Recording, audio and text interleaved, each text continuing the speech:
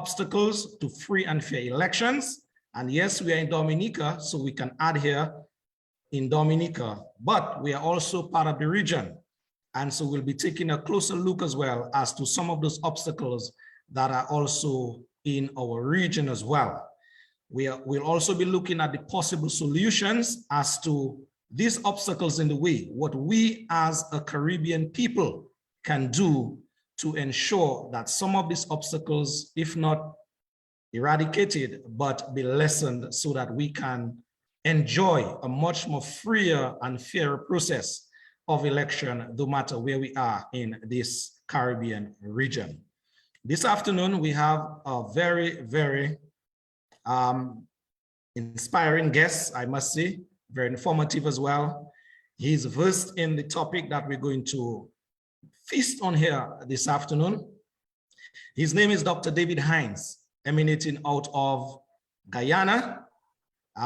We are pleased to have him here with us this afternoon, and he will be doing much of the deliberation on that topic here this afternoon. The obstacles and or solutions that we must bring about for free and fair elections in our countries. So Dr. Hinds is here, David Hinds, as I said, and it's our pleasure to have him here this afternoon. But even before I ask him to formally introduce himself, we have as part of our team, the Civic Vibes team, Mrs. Edwards. Marceline Edwards is no stranger to you right about now, the Dominican public by and large.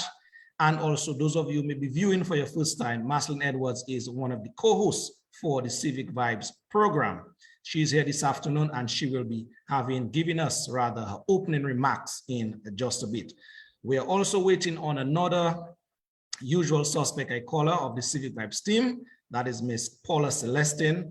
I hope and pray that she will be here with us pretty soon in the flesh so that she too can participate in that all-important discussion that is about to undertake here this afternoon. I also have a short introduction bio that I have to read of just before Mr. Hinds make his opening statements, as it were. I'll be doing that in just a while.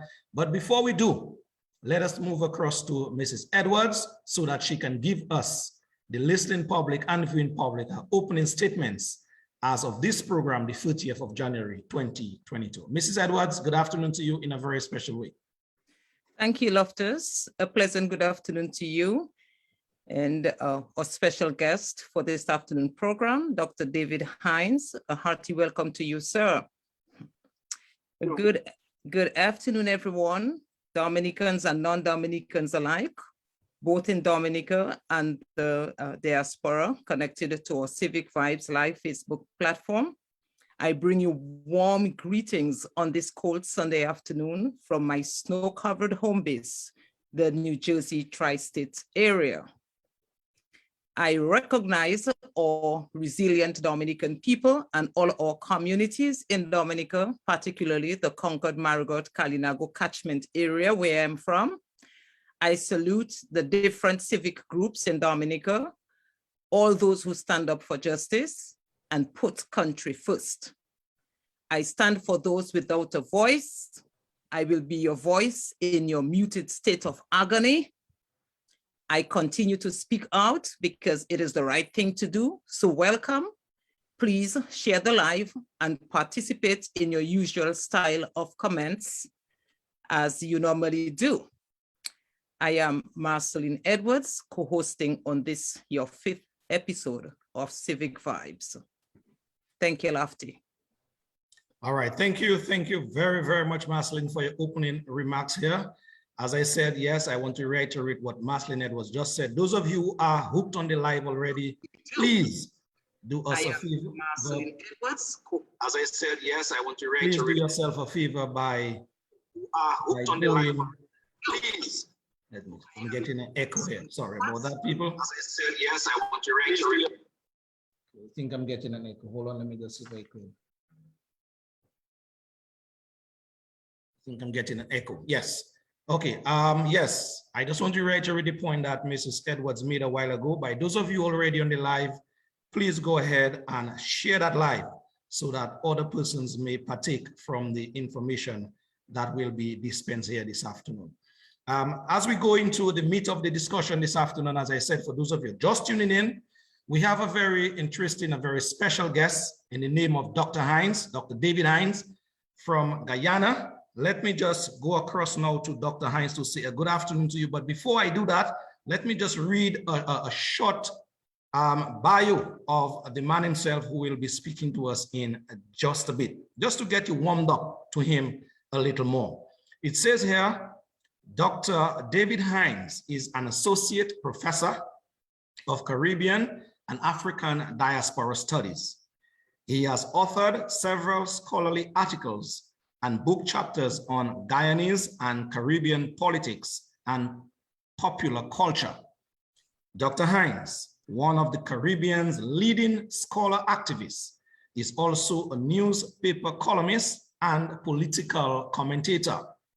He is an executive member of the Working People's Alliance political body, the chairman of the Society for African Guyanese Empowerment, and executive member of the First August movement in Guyana. Ladies and gentlemen, I now present to you in a very interesting way this afternoon, our guest here, Dr. David Hinds. Dr. Hinds, good afternoon to you, sir, and how is it? Good afternoon to you. I'm doing fine, and thanks for inviting me to be part of your discussions this afternoon. I would also like to say thanks to your co-host. I know Mrs. Edwards. She reminded me that we appeared together on the late Mr. George's programs, and it's always good to be talking to Dominicans, and you know, Dominica shares something with Guyana, is that long before the rest of the English-speaking Caribbean were republics, our countries took that plunge, if you will, to republican status a long time ago. So it's always my pleasure to be speaking directly to Dominicans and West Indians at large. Thanks again for having me. Welcome. Yes, indeed. Thank you, brother, and welcome for your opening remarks here. Let us get right into it. Dr. Hinds, I listened to a very interesting interview that you did back then with a host of another program, I think it's Guyanese. When I listened to that interview, I tell you, I was moved by the information that you dispense there and then. And I was so moved to make contact with you and basically request of you to come on to share with some Dominicans some of the experiences, some of the statements that you made back then to the host of the program in terms of the struggle that Guyana went through, particularly in the 70s, like all other Caribbean countries. And so that is where I would ask of you, I would beseech of you this afternoon, if you'd want to just walk us back that track, as it were, in the 70s in Guyana and your participation, as it were, as a liberator for your country back then. Yes, I know you're talking about the 70s. I was a schoolboy in the 70s. Valentino, the Calypsonian from Trinidad and Tobago, via Grenada, referred to the 70s as the Roaring 70s. It was the decade that followed our own awakening in the English-speaking Caribbean. You know, in 1968, we had the Rodney Riots that ensued from the banning of Walter Rodney from Jamaica for trying to teach African history at the University of the West Indies, and taking African history to the street corners in Jamaica was banned from Jamaica. The Jamaican poor people in the ghettos in Kingston took to the streets. Students at the University of Guyana, led by Dr. Ralph Gonzalez, who was then a student at the University of the West Indies, Patrick Manning was also part of that march, and Peter Phillips, Dr. Peter Phillips, who was the opposition leader in Jamaica, some of the names, and they marched in protest against Walter Rodney's banning from Jamaica, and it became known as the Rodney Riots, and that was the formal beginning of the Black Power movement in the English-speaking Caribbean. By 1970, we had the February Revolution in Trinidad, when students at the University of the West Indies there, led by Geddes Granger, later McCandle Dagger, and others, took to the streets and mutiny in the army, and almost toppling the government of Trinidad under Eric Williams at that time, what became known as the February Revolution. So by the time we got to the 70s, movement, starting out as the Black Power movement and then morphing into a people's movement in the English-speaking Caribbean. And so it was a kind of an awakening for the generation of us young people. A lot was happening in the Caribbean at that time. In your own Dominica, I remember the Desmond Trotter incident, which was quite an incident. Rastafarian man. Well, Dominicans know the story, so I don't have to go over it. But we in Guyana followed that incident very closely. The 1970s was really a national period in our history. It was the decade of Marley coming, emerging of Bob Marley as a reggae superstar, the voice of the oppressed, the music. It was the decade when the West Indies cricket team really came of age and started that long journey, 20 years as the leading cricket team in the world, the poorest cricket team, becoming the most dominant cricket team for 20 years, 2 decades, the longest that any team dominated a team sport in the history of humanity. And so all of this is happening in the 1970s. Uprisings, working class uprisings all over in Dominica. Remember the Patrick John government eventually was toppled by the end of the 1970s. It was the decade of democratic socialism in Jamaica under Michael Manley. It was when the left in St. Lucia joined the Labour Party and got rid of the John Compton government via elections. It was the decade that ended with the Grenadian Revolution in 1979, the civil rebellion in Guyana led by Walter Rodney. It was the uprising in St. Vincent and the Grenadines, well, Union Island, the uprising there that was put down.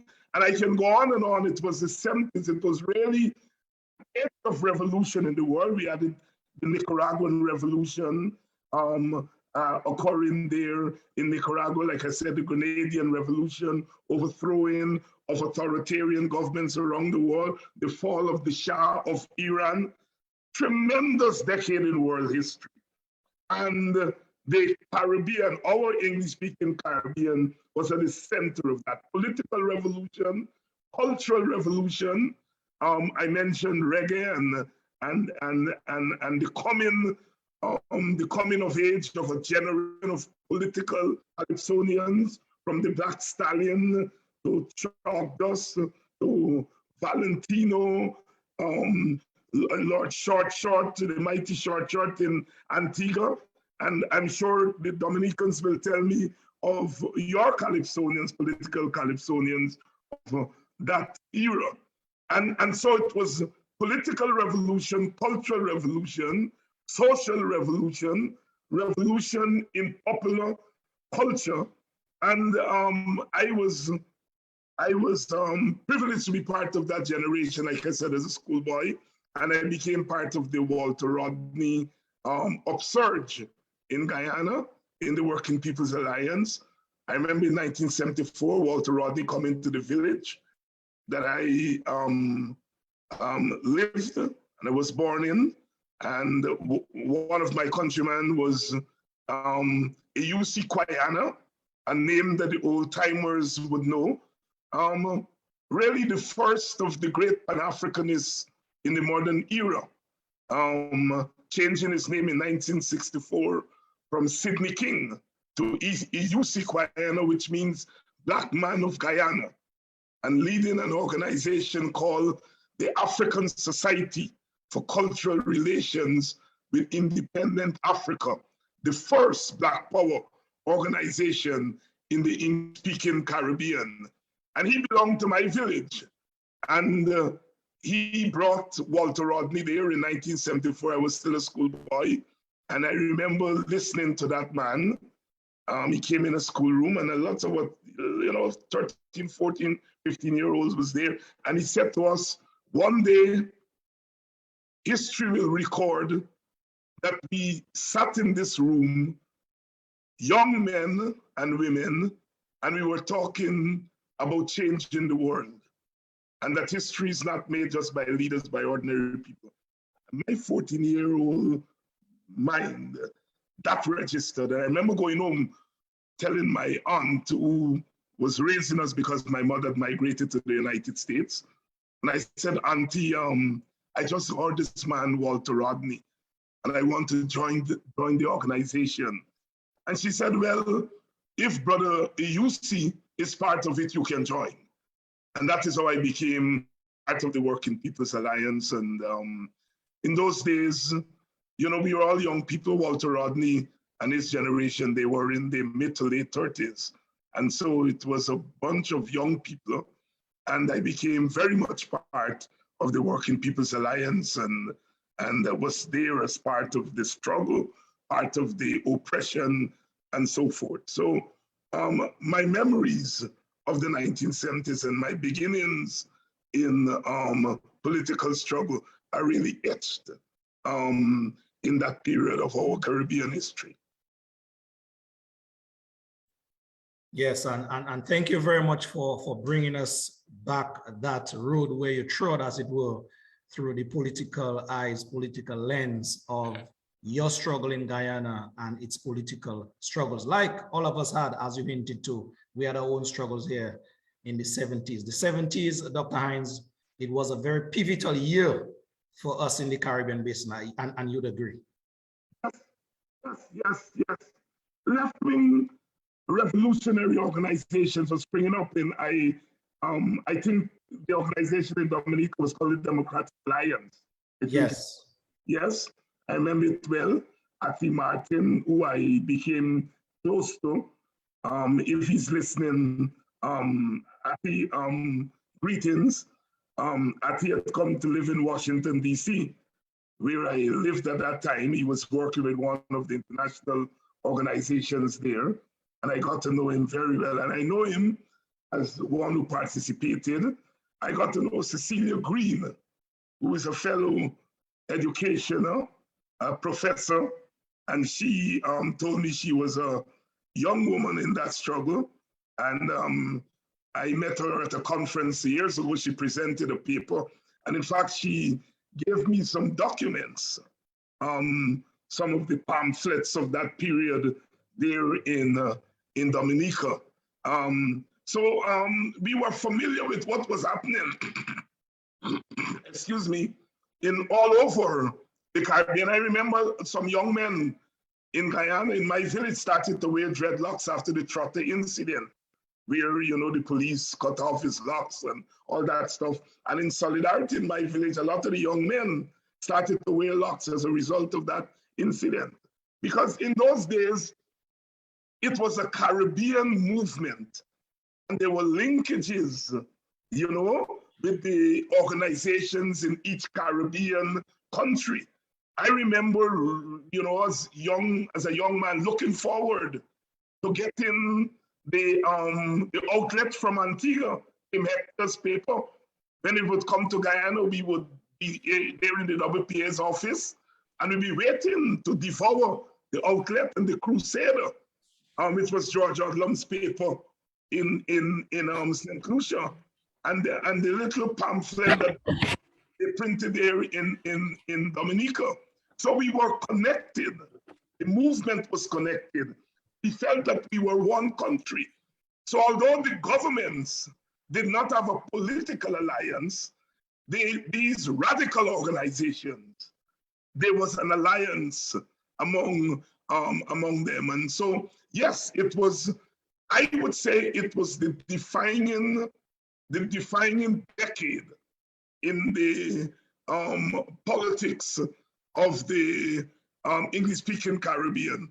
Because what it did, it was brought to the fore the question of what our independence would look like. The old leaders who had led us to independence and who had marched with the workers, once independence came, they changed their mind about revolution, and they began to talk about reforms and accommodation with foreign capital and so forth. And here were these young men and women in the 1970s, educated for the most part at the University of the West Indies, reading books that were written by West Indians, inspired by people like C.L.R. James and George Padmore and so forth, our own homegrown revolutionaries. They began to say that independence must mean a complete transformation of the society away from colonialism. It meant that our economics and our politics must make a clean break. And our scholars at the University of the West Indies and further afield began to take up this challenge. And so there was this conflict, if you will, between the reformers, that is the old independence leaders, and the revolutionaries who were saying we have to decide what our independence would look like. And the 1970s shaped that debate. And that debate is occurring at the street corners, in the universities, in the high schools, in our music, and on the sporting field. Viv Richards, wearing the red, black, green, and gold band with a bat in his hand, is saying, with this bat in my hand, I am here to correct the wrongs that were heaped on our people. And God has given me this skill. And when I go out there to bat, I will die for the struggle of my people. And you will have to kill me to move. So with the bat in his hand, Vivian Richards became the ultimate revolutionary. So I'm saying the revolution was not just in politics. True, true. All right? It was in the art, our poets, you know, the Rastafarians, you know, who are linking us to Africa and are leading the way in terms of the cultural revolution. You know, God created man in his own image. As I look myself in the mirror, I see a black man. And so therefore, God must have created the black man also. Very deep stuff, you know, leading Black Stallion to say in 1979, in that famous Calypso Caribbean man that he won the crown with, that, you know, if you have Rastas in St. Lucia, Rastas in Dominica, Rastas in Guyana, it must be something the Rastas know and the politicians don't know. And that was a serious statement that the Rastafarians and the cultural workers were at the forefront of the Caribbean revolution of the day. True. Bro, you have already given us so much food for thought here. We are going to digest that, I can tell you, in doses as we move along. But we have here our other co-host of the program, Paula Celestine. She's here with us. Let me just open up a mic so that she can say her opening remarks. Paula. Yes, good afternoon, Lofty. Good afternoon, Mr. Hinds, and good afternoon, Mrs. Edwards. Blessed Sunday afternoon to each and everyone that's viewing us on our Facebook page at this time. Mr. Hinds, very interesting program, and to our viewers as usual. Lofty, the mic is not open. The video, the audio is not open. Yes. Thank you. Thank you, Mrs. Edwards. You're Yes. welcome. Good afternoon, Lofty. Good afternoon to Mr. Hinds. Good afternoon to Mrs. Edwards. Good afternoon to all our viewers. Facebook page live this afternoon. As usual, a very wonderful program. Blessed Sunday afternoon, each and every one. Very interesting, Mr. Hinds. Nice seeing you actually for the first time. I've never heard about you before. Nevertheless, after listening to you, the few words that you actually said, it's like it's a mouthful. And I hope this afternoon, as usual, our listeners, viewers will learn a lot from this. So far, I have come to realize that Dominica is the only country, maybe so far in the Eastern Caribbean, that has not have voters' ID cards and a lot, other to talk about before election. But as time goes around, I will explain a little more about this. So thank you so far, Mr. Hinds.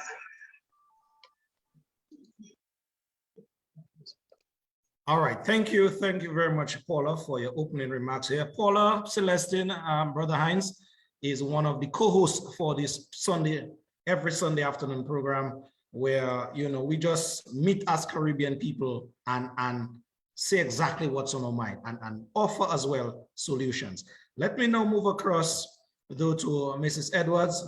Mrs. Edwards, in terms of what you heard thus far from Dr. Hinds, what would you want to chime in with it at this time?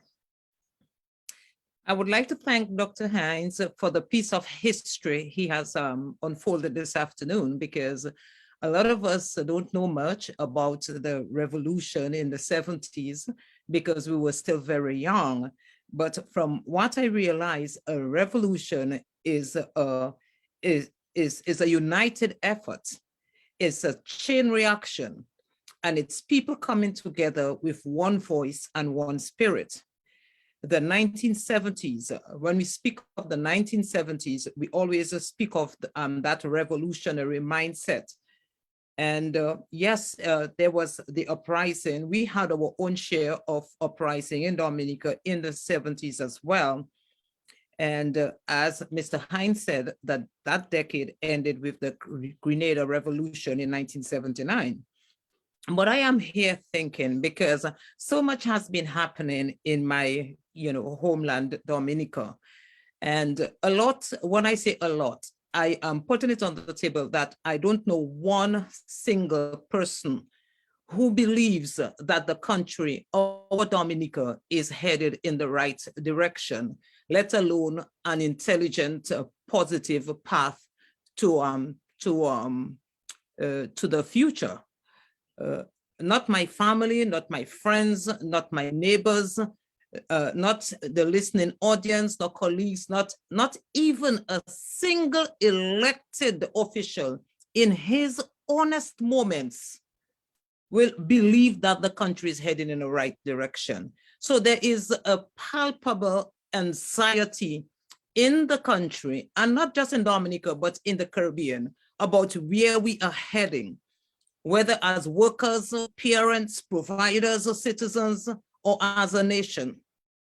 Prior to the emergence of the rogue regime in Dominica, and as recently as 2002, we Dominicans, we were confident to the edge of some form of cockiness and beyond, where we once saw most Dominicans from all walks of life as a strong and independent people. And we had that sense of individual pride. What I sense now, and what most Dominicans sense now is the onset of doubt and hesitation, and a lot of, economic insecurity by the partisan divisiveness, the divisiveness,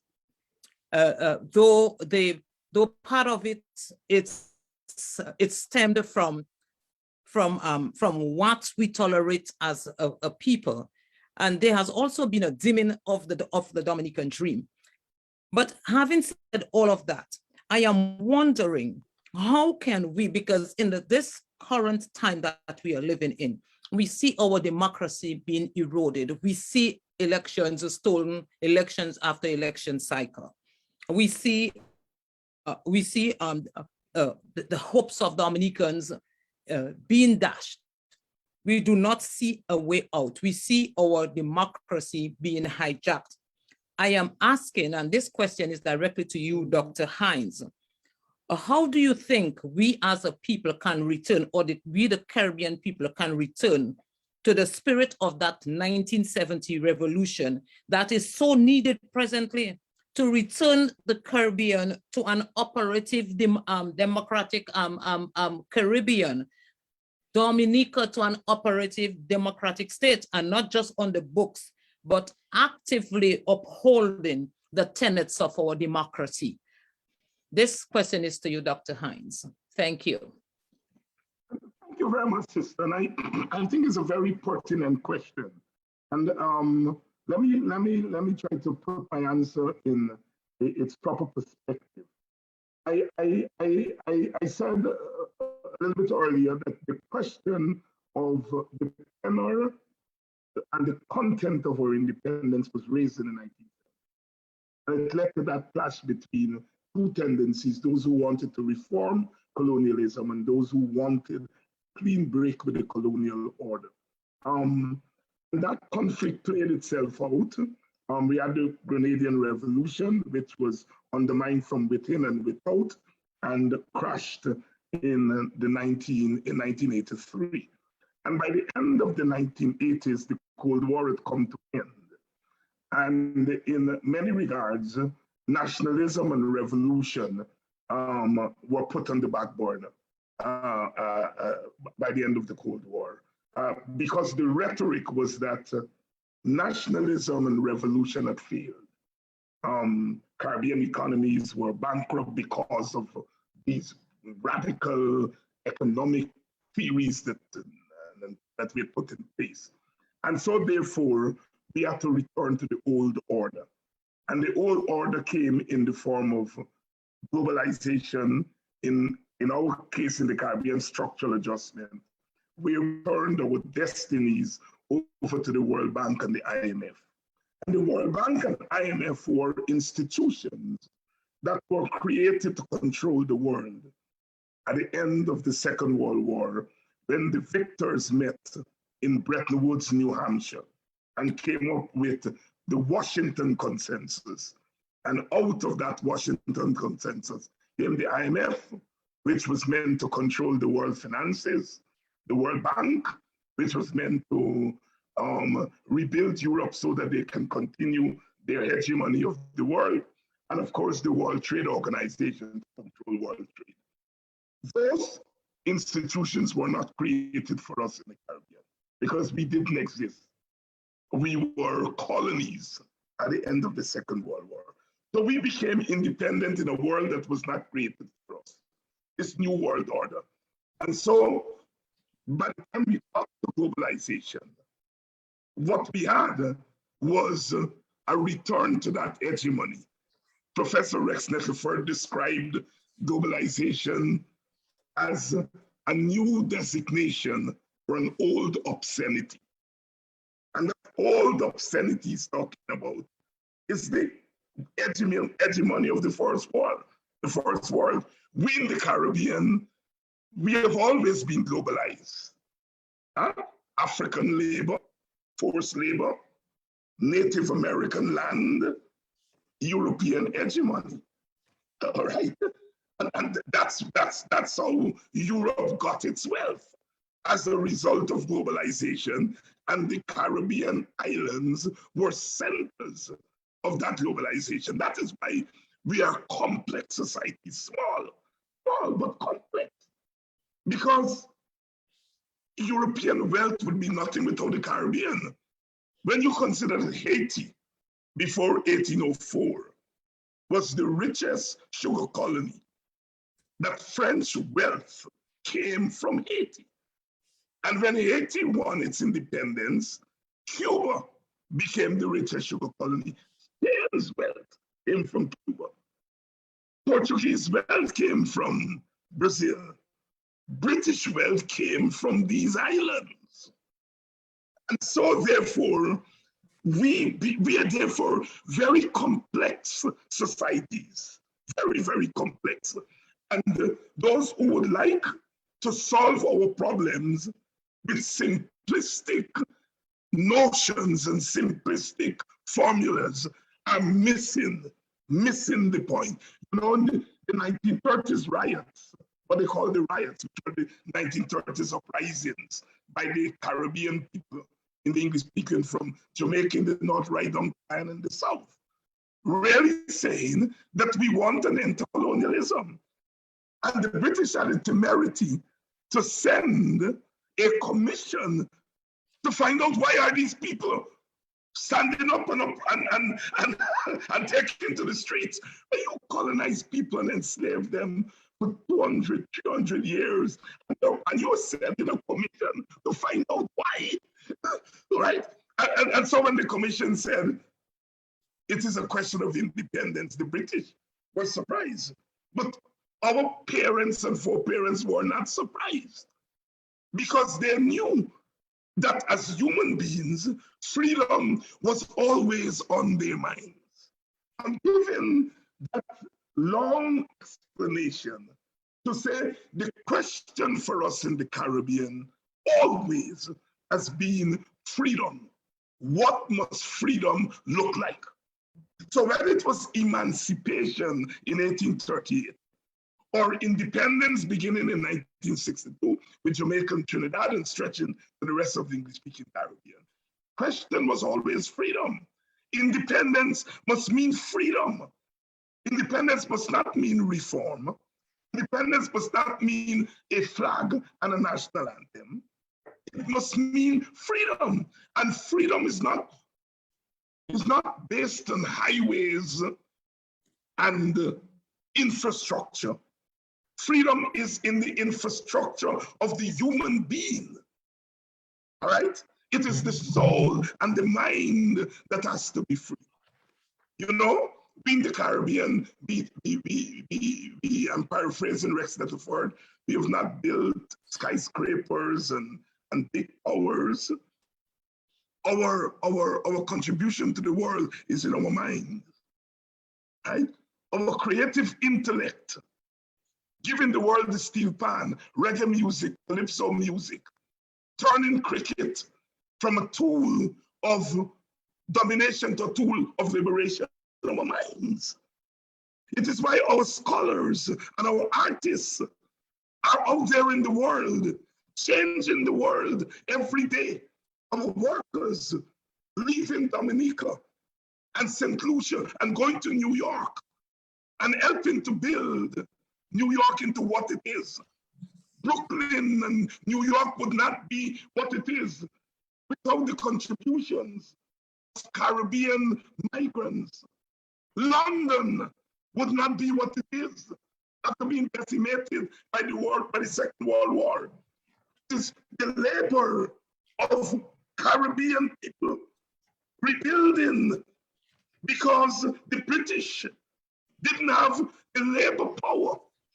The Windrush generation I'm talking about, all right? So the question of independence has always been freedom. And what happened at the end of the 1980s and the end of the Cold War is that our independence quest for freedom was deferred. 30 years later, that question is staring us again. What is going to be the content of our independence? What our Caribbean democracy would look like? What constitutes free and fair elections? Are free and fair elections just based on what happens on election day? Or are free and fair elections premised on what happens before election day? Do we have a free and fair voters list? Do we have what it takes to take our people out the polls to exercise their franchise?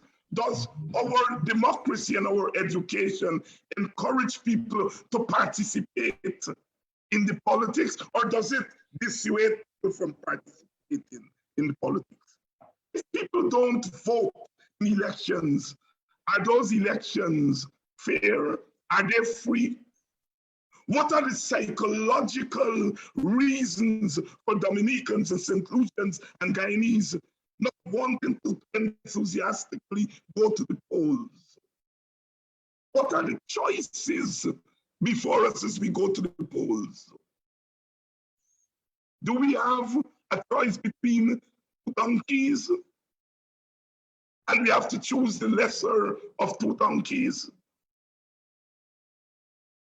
Or is the choice wide open for all who can participate? Our own Arthur Lewis of St. Lucia redefined democracy from democratic forms to what he called democratic content. That democracy is not just about institutions and symbols. He says democracy must mean that all those who are affected by a decision must participate in the making of those decisions. Does a party that wins 54% of the vote and gets 100% of executive power, is that democracy? What happens to the 46%? Are they represented in decision making? Is a majoritarian democracy where the opposition in parliament does not make any meaningful contribution to decision making. Is that democracy? And so I raise these substantive questions. What does one man, one woman, one vote mean? Does it amount to economic equality?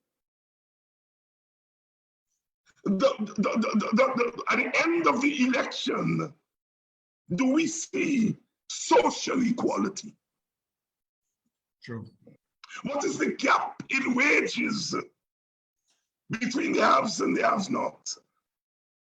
And so therefore, equality and equitable distribution of power have to be the cornerstone of any real democracy for the sons and the daughters of the enslaved and the indentured. Because what slavery meant was that our people were robbed of their humanity.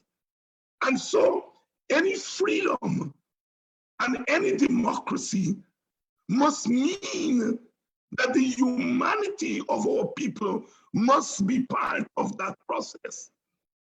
If our people continue to be dehumanized by the politics and the economics, that we have to depend on tourists who come into our region, we have to clean up after them, we have to make up their beds, we have to flush their mess, we have to serve them. It means that we continue the social relations of enslavement, where we spend all our lives serving other people and not ourselves.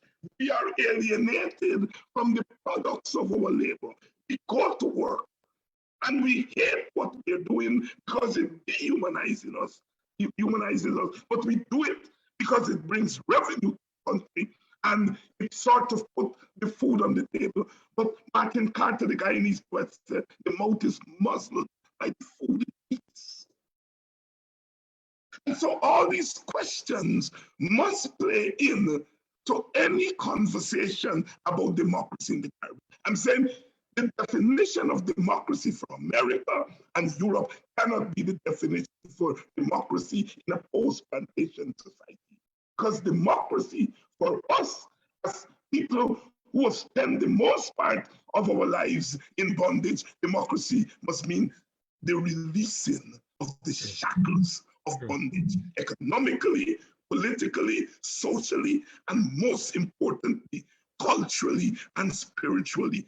If our economies show 5 and 6% growth, but that growth is not reflected in the development of the human spirit, it's not freedom.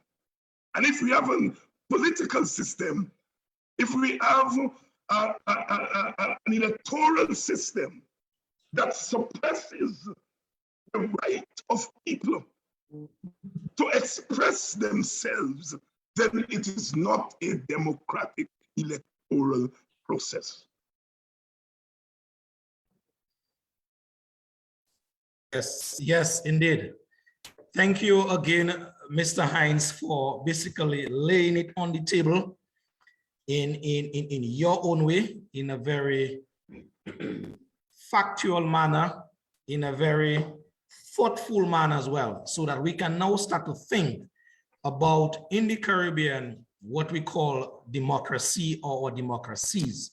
I got from you, based on your sentiment, one size cap certainly will not be fitting all as it pertains to democracy. We have to basically itemize things as it pertains to our different jurisdictions and make what will work for us work and work towards it. So thank you very, very much.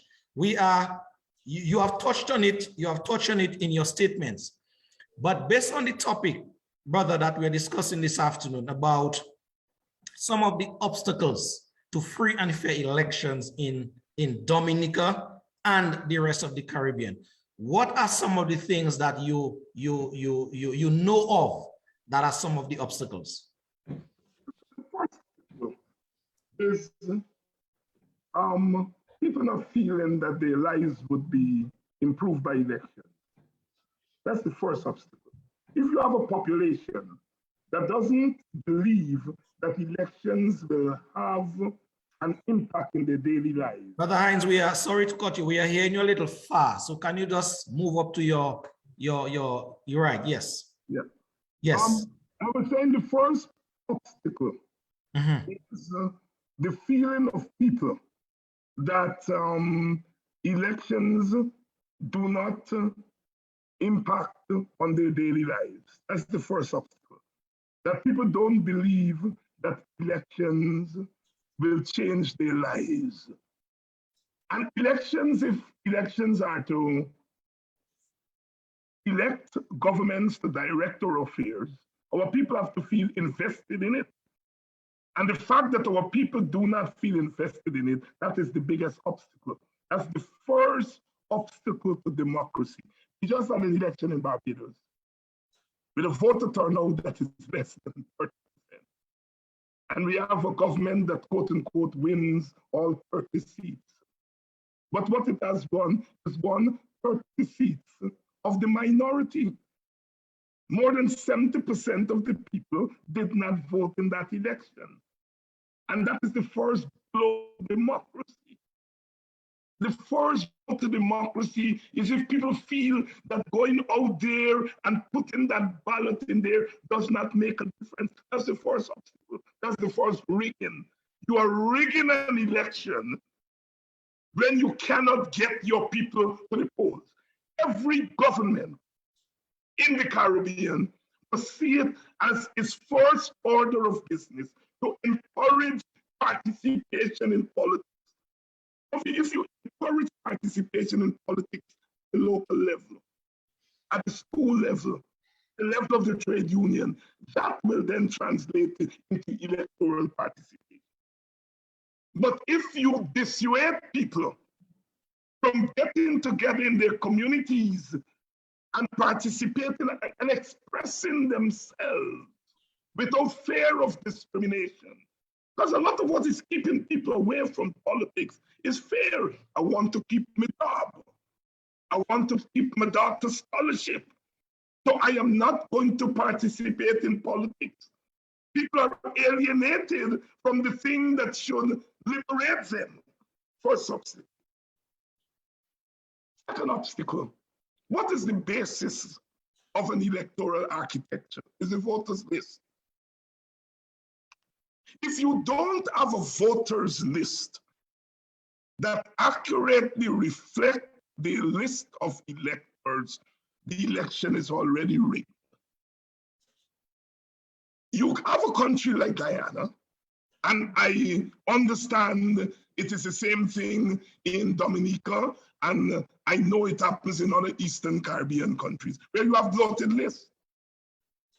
You have voters lists with 80%, 90% of the population on the voters list. What nonsense is that? You cannot have a free and fair election with a bloated voters list. And you are depending on the political parties to do what they call claims and objections to clean the list. It's like saying, put our faith in the market. Don't worry about the free distribution and the fair distribution of resources. The market will take care of that. Will trickle down. So you are saying that in relation to the voters list. No, never mind a bloated voters list. You know, the parties will do claims and objections to clean the list. Parties are not interested in cleaning lists. Parties are interested in getting power. And if a party looks at a list and sees an advantage in a bloated list, it will not clean that list. You are putting cats, greedy cats, to watchman milk. Nice sweet milk. That's what you're doing. So a voters list, a proper voters list must be the business of the institutions of the country. The institutions of the country must be fair institutions. They must not be compromised institutions. And if you have a legislature, which is the people's house, is compromised by majoritarianism, he who wins 50 plus 1% of the seats control the legislation. Legislature is no longer national. It's no longer national legislature. It's a Labour Party legislature. Or it's the other party's legislature. You see, it is not a national legislature. And so who will ensure that there is a voters list? We have to have institutions that are not partisan compromised to get a voters list. And so the voters list in an election becomes very key. As I peruse the Caribbean, there is a problem with voters lists in every country. And I dare so say, as I look at Dominica, I realize that that's one of your problems. So you have a problem with people participating in elections. And then you have a problem with the most important instrument of the election, a clean voters list. Once you begin with those two deficits, you have already compromised the fairness and the freeness of an election. And everything else flows from that. That people voting, people who are not in the country voting, you know, people impersonating other people. Yes. All those things are what I would call the consequences of the core problems. The voters list is bad. People are alienated, so there are not enough eyes to watch what's happening in the process. You know, you can thief the voters list, rob the voters list, and you give somebody a couple $1,000, shh, don't say nothing. Because people are alienated from the process. Long time, it was hard to pay people to countenance election thievery. Now you can pay every little boy and little girl. There, you put your elections agent or elections pollster to look and to look after your interest in next party, give them money for it happens, electoral process. All right. So I'm saying a lot of the ills that we're seeing in the electoral architecture come from the very nature of this society. In terms of where people are, in terms of their investment in our democracy, or so-called democracies, investment in the electoral process, do they think it means anything? No, it don't mean anything, all right? Maurice Bishop used to say that elections cannot be a one-day affair where you turn up and you just put your ballot in a box and thing. At our last election in Guyana, they found 47 boxes without any statutory document. Wow. 47 boxes without any statutory document. Over 4,000 people who were not there on election day had voted. And this is not what the opposition is saying. They turned that over to the police, and the police verified that these people were not in the jurisdiction on election day. Yet you will hear, if you go to Guyana, them say, oh, we just had a free and fair election, and the opposition was just trying to rig the election. But 47 boxes in constituencies of the ruling party did not have a single statutory document. Wow. Yet we have what they call them, observers from these esteemed groups who signed off on that election and said it was free and fair. There is nowhere in the Constitution of Dominica or the Constitution of St. Lucia or St. Kitts that says that an election is verified by observers. Observers don't determine the legality of an election or whether an election meets constitutional standards. They're there just to observe. And observers should not pronounce on elections. Observers must say what we observe. That's why you're there. But we have observers now pronouncing on elections, and winning parties are saying we won because observers said the elections were free and fair. Observers are not there to determine the fairness of an election. They're there to say what they observe and let those who are charged,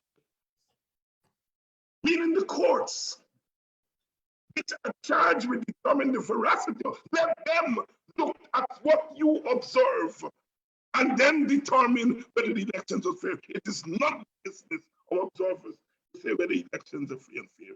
There is so much that is wrong with our elections. Everything that is wrong with our elections is a reflection of what is wrong with our countries and our region. Very, very, very well put. Very, very well put, Brother Hinds. We will get back to the comments. I'll have you comment on the courts in just a while that you just ended with, because we are slowly but seeing the situation as well where even these courts that are supposed to be the arbiter for truth and right, facts and wrong, they too are slowly but surely becoming so corrupt. But we'll get to that in a while. Before I have Mrs. Edwards chime in, let me just go to our viewers here, some of them who are there with us and they are commenting. Let me just say hi and hello to some of them on our behalf here. We have David Joseph is here.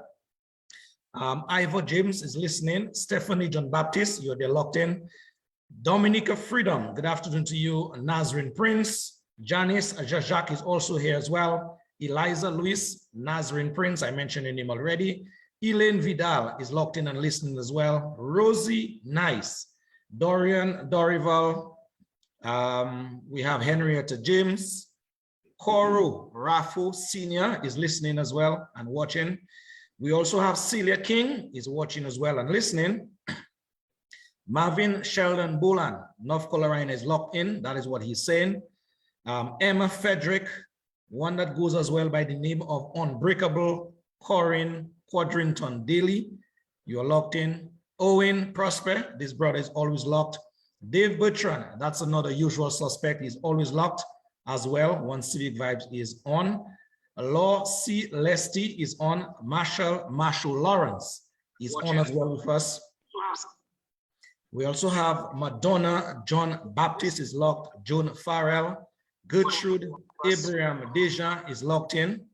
We have Mr. John Blanchard is locked in. Eldika John, sorry, is locked in. Eldika, I'm giving you a surname that is afternoon. Paula is on your side anyway. Norma Ito is locked in. Omar Monel, good afternoon to your brother, is locked in. Brother Pat Corbett is also locked in the listening audience as well. John Alfred is locked in. Cyrus Raphael, that is another patriotic brother, is locked in. Augustine St. Louis, Desmond Riviere, and the list goes on and on. I will stop here for now. We'll get back into that list in just a while, but we just want to thank in a very profuse way all our listeners and viewers to this Civic Vibes program this afternoon, like you always do. Yes, Maslin, let me just move across to our friend here, Paula, first before you chime in. Go right ahead, Paula. Yes, thank you very much, Dr. Hinds. I did take note of a few things that Dr. Hinds mentioned here. Yes. Yeah, Dr. Hinds mentioned here this afternoon. One of them is the population and the number of persons that vote during an election.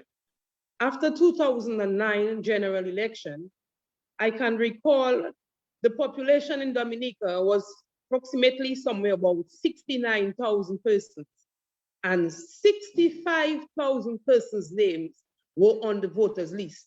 So in other words, that the babies were all registered to vote.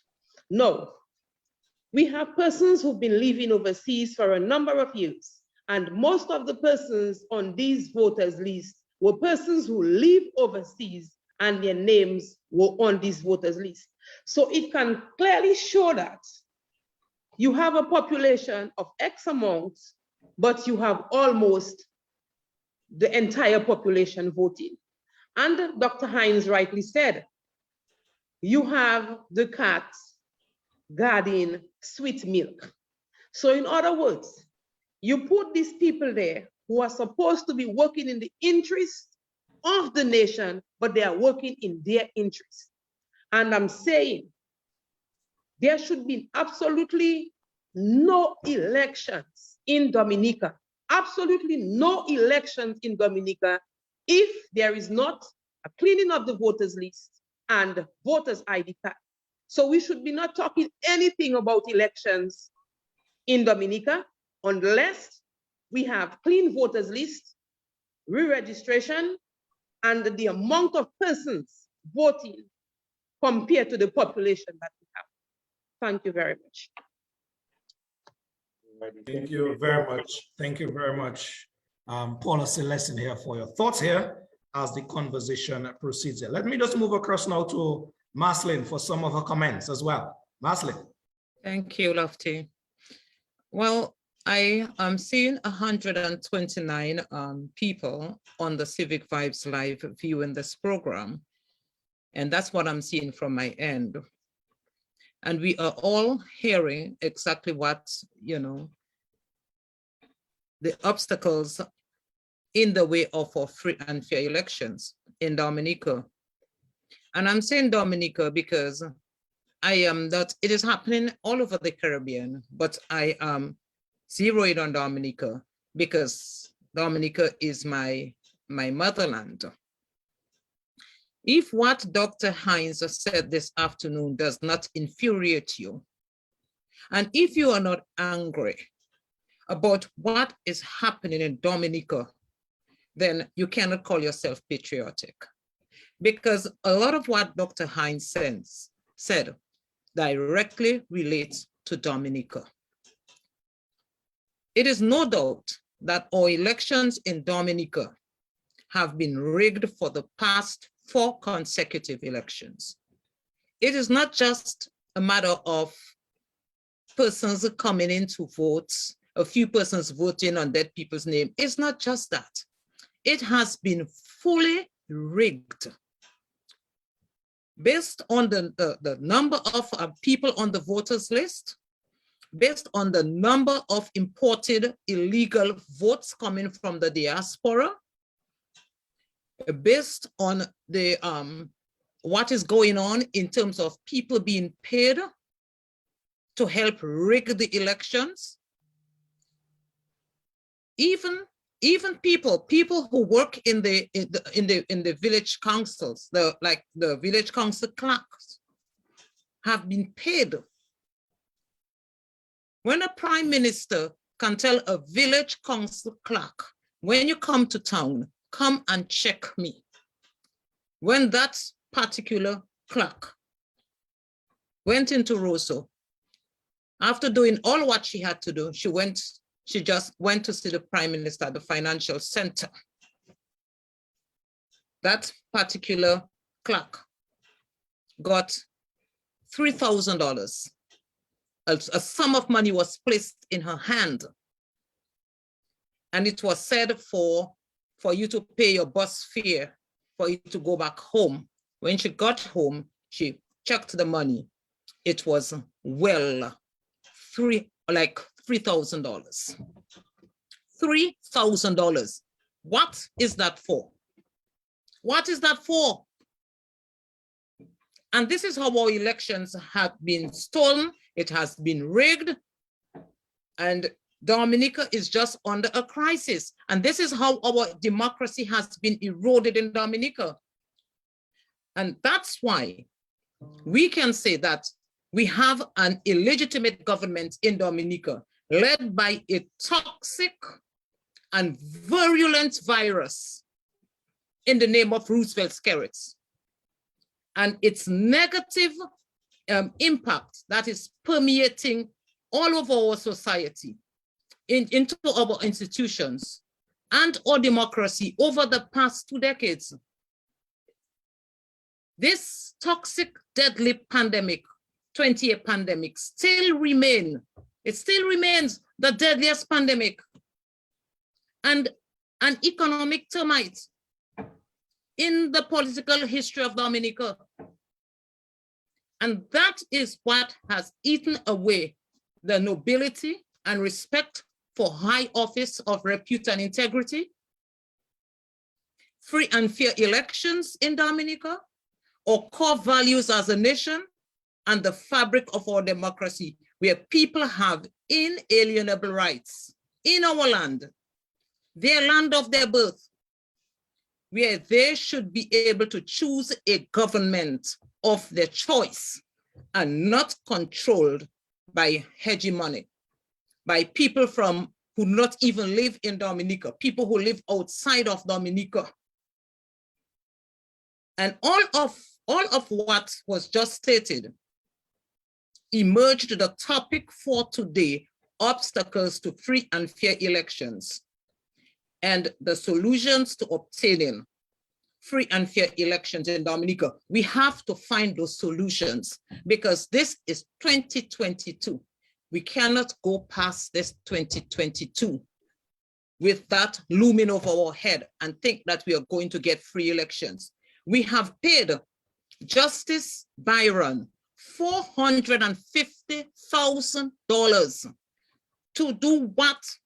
I don't know, but to make recommendations to our electoral laws so that we can have fairer elections. Now, we have a constitution that states what the laws and the guidelines are regarding our voting process. We have attorneys in Dominica. We have legal heads in Dominica who could have gone through the constitution, and if there was anything that needed repairing, they could have upgraded, deleted and upgraded, or submitted some memorandum or something, or how they call it in the legal term, to improve our constitution so that this rigging process would not have taken place, to close those loopholes. But what happened in Dominica's case? Our own monies were used to put the knees on the neck of our democracy. And until now, we have not gotten word as to what those new upgrades are, or how it is going to affect our voting process going forward. So Mr. Hinds, if you can chime in on that. I don't know how you view this $450,000 given to one man who is not even a Dominican, while our country is under economic crisis. I don't know if you can chime in on that, sir, but I rest here. Thank you. Thank you very much, sister.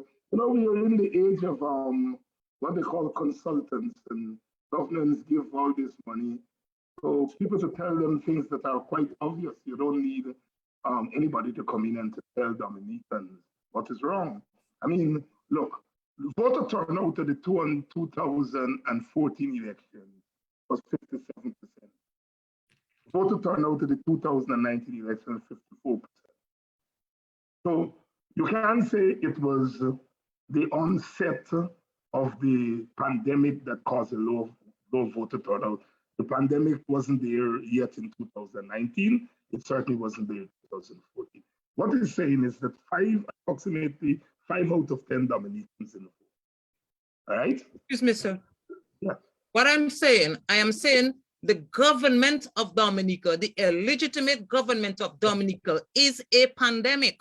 I did not say that it was that the pandemic caused the voter turnout, because we did not have elections during the pandemic. I'm talking about the government. It is a pandemic. I wasn't referring. I was just saying, if you look at the voter turnout, I'm reinforcing my point that people are not part of the process.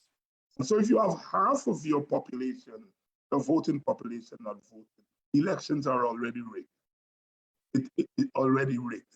We don't know that those 5 out of 10, that half of the electorate, we don't know who their preferences were. And so what you have is a government that has a slight majority of the minority, all right? That can be democratic. Now, at the 2019 election, you had a case where the Labour Party got what, about 58% of the votes with 18 seats, which represent 80-something% of the seats. So you had 54% of the vote, but 84% of the seats. All right? You got the opposition that got 46% of the vote and 18% of the seats. That cannot be democratic. So it seems to me the first recommendation that I would say is that we have to do something with the first past the post system. It's a relic of European democracy, of British democracy, all right? I would recommend to Caribbean countries that you have a kind of mixed system where half of the seats are based on constituency, because one of the advantages of constituency is that you know who your representative is, right? So I wouldn't argue against that. I would say 50% of the seats should be based on the constituency and 50% based on proportional representation.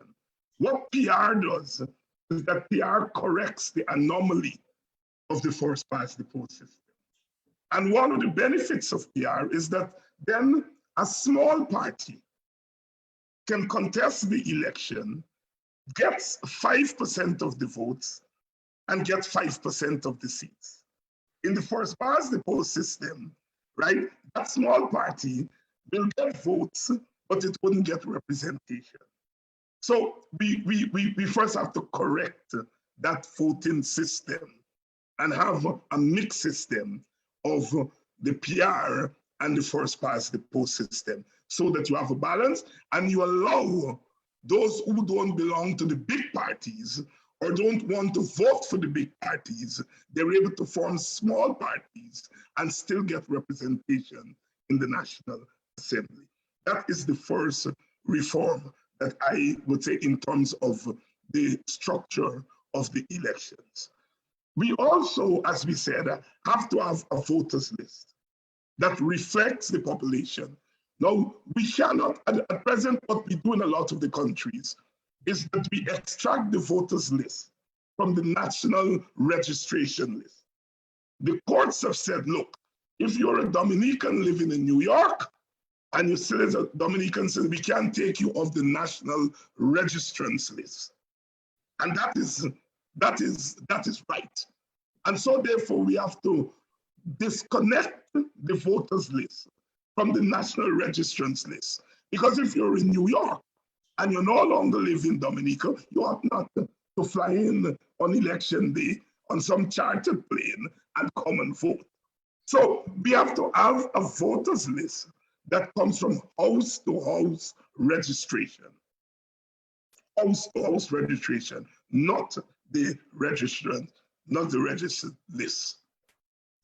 The next thing I would argue for is that we have to have legislation that compels the institutions to ensure the turnout. That is, before every election, you must have voter education. That is, you have not political parties. Political parties are not interested in voter education and interested in buying votes, bribing people to get votes. Right? What we need are institutions that are paid by the government to go among the people and have what we call electoral education and voter education, where we are teaching people the benefits of voting. We are teaching people what the issues are surrounding voting and the benefits of voting in elections. The government should invest in that, not to be run by the government, but to be run by independent institutions. The other thing we need, I would argue very strongly for, is finance reform. We should have control over the monies that are spent on elections.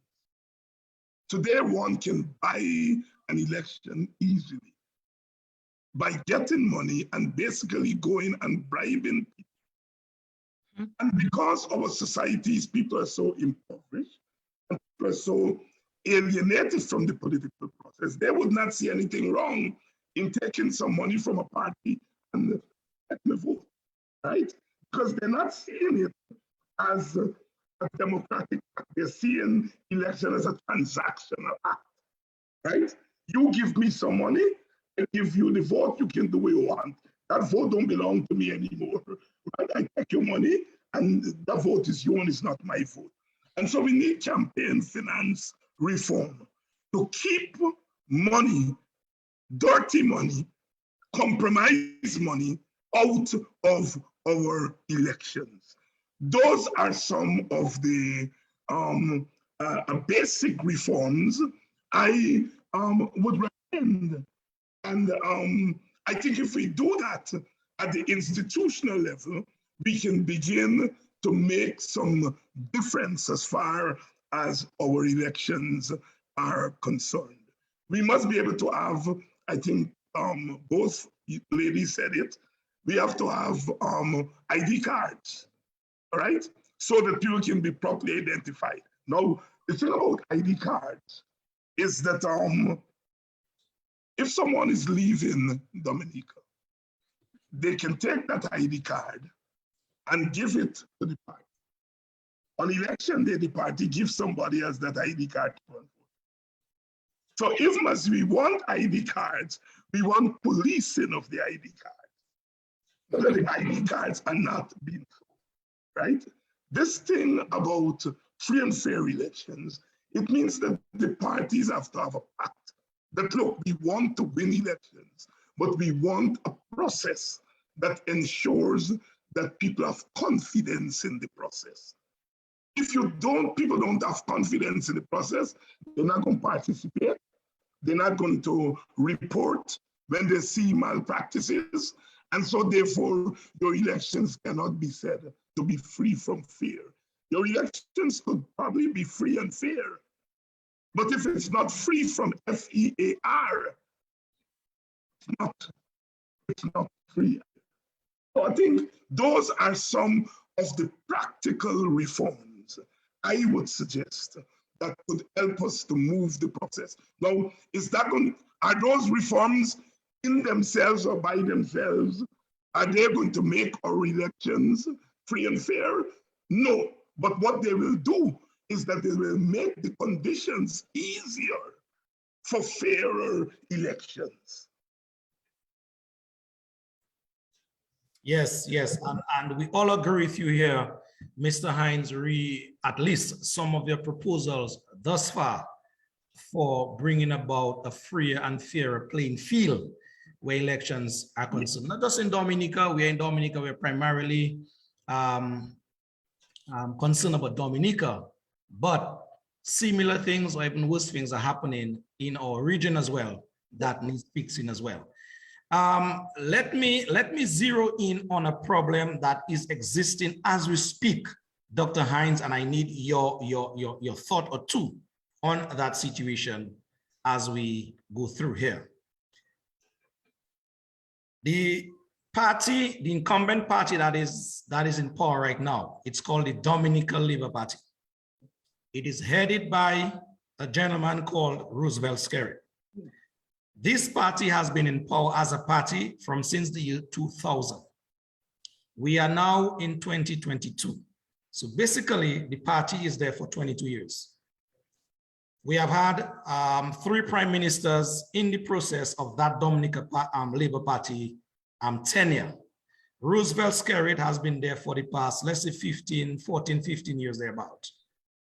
We have been preaching, we have been advocating, there have been protest action, there have been discussions like what we're having now, time and time over, trying to get the government of the day, and by extension, the Electoral Commission, which is the constituted body, to bring about those reforms that we are discussing about today. That so far have been falling on deaf ears. From a man on the ground, it is I have seen, it is the lack of political will on the part of the incumbent, because that is one of the ways they have been rigging the elections, is by that trump card, or trump cards rather, that they hold in their hands, in that they have a very bloated list they can play with. We have no way of verifying voters who enter and exit the polling stations. We also have that unaccountable monies that flow through our elections. And as you well know, Dr. Hinds, in this day and age, the party with the deeper pockets most likely will come out with a win where elections are concerned. We in Dominica, and the point I want you to elaborate on, we in Dominica, especially in the opposition circles now, who are opposed to that level of madness, there is a reluctancy. I am using that word very, very wisely here. There has been a reluctancy on the opposition forces, be it political parties, political groupings, politically minded persons, to kind of come together in that kind of coalition force, as it were, to help force the incumbent to do certain things. Your take, sir, on that kind of reluctancy for the opposition forces to come together, what would you advise us in the opposition circles? How are we supposed to at least start that process to yield the results that we're looking for, at least in the first instance, to remove the monkey on our backs, as it were, so that at least we can start to fix our country again where these elections are concerned? My brother, you've asked a very fundamental question there. History has taught us in the Caribbean about that reforms of our political and economic process do not happen in isolation from a broad movement in the society. Whenever we have had big changes in our societies, in our countries, they've come as a result of broad movement. The 1930s riots, as they call them, the 1930s disturbances, forced the British to send a commission, but it also led to the formation of political parties. And those political parties then became part of the decolonization movement, all right, that advocated for fundamental changes. So we got adult suffrage universal. Adult suffrage was in the Caribbean in 1951. As a result of the movement, we got limited self-government as a result of the movement, not out of the niceness of the British, but because there was the 1930s uprising that led the British to take notice. And out of that uprising came the decolonization movement, and we got big reforms and big changes. Then we came to the independence period, where you're now talking about what constitutions are we going to have at independence. And the independent movement, as we were going to England to negotiate the constitutions, we were able to make some demands and we got something. The next big changes in the Caribbean came as a result of the Black Power movement, where although we had independence, Black people, dark-skinned people, were still not part of that independence. They couldn't work in banks, the children couldn't go to certain schools, they didn't have education because the churches controlled the schools, etc. And as a result of the Black Power movement, we got some changes. The governments were forced, as a result of that movement, to make fundamental changes to reform the education systems, so people like you and me could go to schools that we couldn't go to before, that people like all of us here could work to get civil service jobs that we couldn't do before, all right? I gave those examples to say we have not won anything in the Caribbean without movement. And I rather suspect that even as we talk about electoral reforms, political parties, both the government and the opposition, it is not going to be on their agenda. If you're a government, you would have benefited from a flawed system. You are not going to want to change that system. You may think of the edges of it. The consultant, Mr. Byron, would come in and it would make some recommendations to you, and you will think of the edges.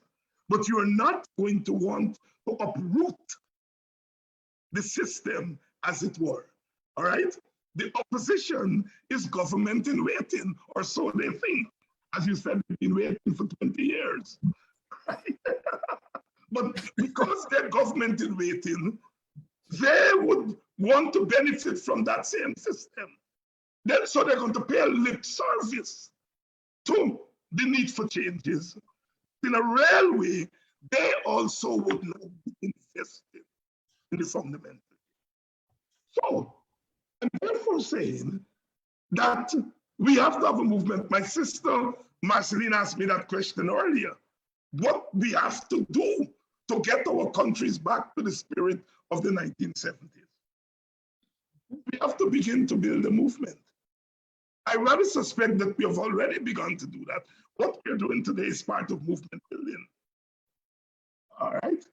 Now, the movement takes time. But the thing about the movement, something happens, and then the movement moves from here to there in the twinkling of an eye. But we have to continue to do this kind of work, all right? And build a movement. Today, the movement is not likely to be a movement of 20, 30,000 people on the streets, but it's a movement of 70, 80, 100,000 people on these platforms. On these platforms. On these platforms. True. All right? Imagine when you are finished, you may have 150, 200 people live, but when this becomes a podcast, And 20, 30,000 other people by the end of the week would have viewed this. All right? Right? Think about putting 20,000, 30,000 people on the streets of Roseau. It will take a whole set of money to do that. You have to transport people, you have to do this. But here we are sitting in our living rooms, on our libraries, and we are speaking to thousands of people. So we have to build a movement. Means that we've got to keep the issues on the front burner, right?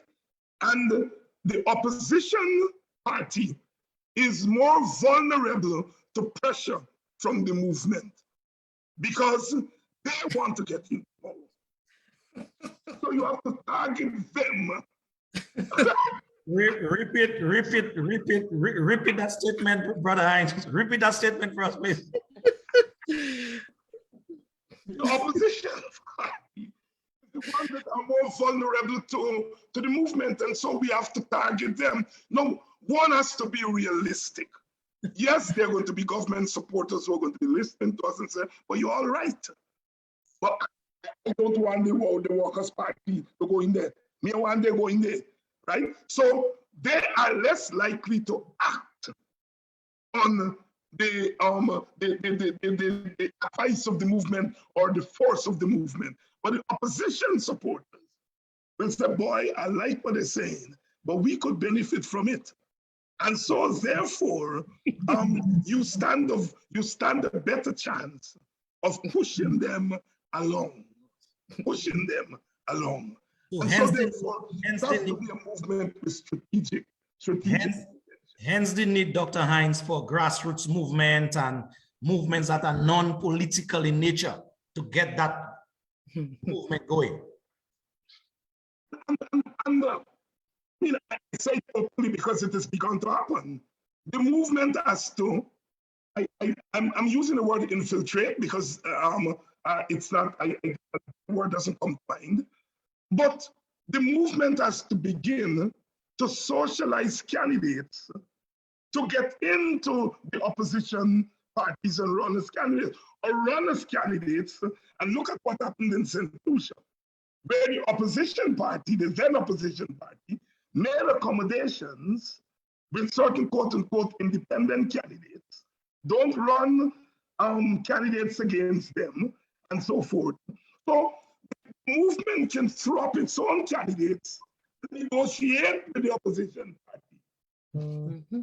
So one has to be strategic, right, in what we're doing. But the key is that we have to have a movement. Well, I think we can basically end the discussion there, but I see Maslin. Maslin's always ready to go. So Maslin, yes, you have the floor. But thank you, Dr. Hinds. We'll get back to you in a while. Well, that's interesting. After, yes. That is very interesting. It's funny when Dr. Hinds said that the opposition usually gets the brunt of it. And so we see now why, certain people in the movement are targeting the opposition in an effort to light the fire, to blaze the fire under the opposition that they feel have not been, so, and that's the reason why I'm laughing so hard. Your own history. Remember, the United Workers' Party came out of a movement. The two dominant parties were the Labour Party and the Freedom Party. And the Workers' Party, because our political system in the Caribbean doesn't have place for three parties.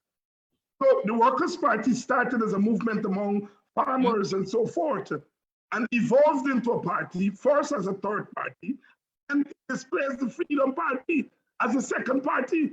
So history teaches us that movements can evolve into strong political process. Indeed. Remember, the parties of the English-speaking Caribbean weren't always parties. They were first trade unions, and the parties were the political arms of the trade unions. And it was during the decolonization movement of the 1950s that they branched off from the trade unions and same political parties. The very Labour Party used to be a progressive party, right? Came out of the Labour movement, all right?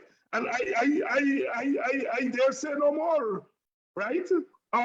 So we have to learn from the flow of our history and not to give up on movements. The difference between the movements of today, whereas the movement in the old days deferred to the parties. Now the movements can be movements, but participate and negotiate with the parties. If you have a strong candidate in a couple of some candidates in a couple of constituencies, you develop your following, and then you say to the opposition parties, look, let's have a formal or an informal coalition, right? In St. Lucia, they use the informal coalition, right? In Guyana, they use the formal coalition where the big opposition party join with small opposition parties, form a partnership, won the election. The same thing in St. Kitts, right? In St. Kitts, we have team unity, right? Where PAM joined with a breakaway party and they now have power, right? So there are lessons across the Caribbean that can be learned, but the key here is movements are the media through which you get fundamental changes in any society, in particular societies like ours. Thank you, sir. And I'm glad you said that, because our people have a history of getting antsy when they see a civic group, emerge, and they start asking questions. What are their intentions? Are they a political party? As if the political climate was just cut, or gives them that right, for them to exist only. But what I am saying is that there will be civic groups, and because civic groups are important to the discussion, and you cannot tell someone how to exercise their civic duty. If they feel they want to evolve into politics, then so be it. But civic groups help change, and the opposition by itself cannot do it. Politics alone cannot do it, because a civic-minded person or civic group is not born out of politics, but politics can be born out of a civic group. And that is the way I look at it, that if someone wants to serve in whatever capacity, be it in politics or civic duty, then people should not be trampling on them, pushing them down, pushing them away, when they know for a fact that they need those civic groups to prop up the fight, to prop up the level of discussion, to come together as a group and fight. Because what we have in Dominica, the sad truth is, we used to look at slavery back then when we learned of, I did not meet slavery here because I am not old enough, but we learned of slavery in history at school. And it spoke of our white colonial masters and what have you. But then when we became independent, or when slavery was abolished, and we became independent. Most of the islands of the Caribbean became independent. And we were expecting to govern our affairs in a way that would include all the little black boys and black girls, or brown boys and brown girls, with their goals, their dreams and their aspirations and everything else. But what we have seen really is that the children of slaves whom we trusted to as leaders to govern our affairs, they are the ones taking us back into the colonial era. And how do we fix that? How do we get away from that, move away from that as a people? Because what is happening is the widening gulf between by the governed and a government, a disconnect between the rhetoric of our leaders and the needs and hope of our people. And Dominicans, I must say, are a resilient people, but we don't wear insecurity and uncertainty well, even if we are a resilient people.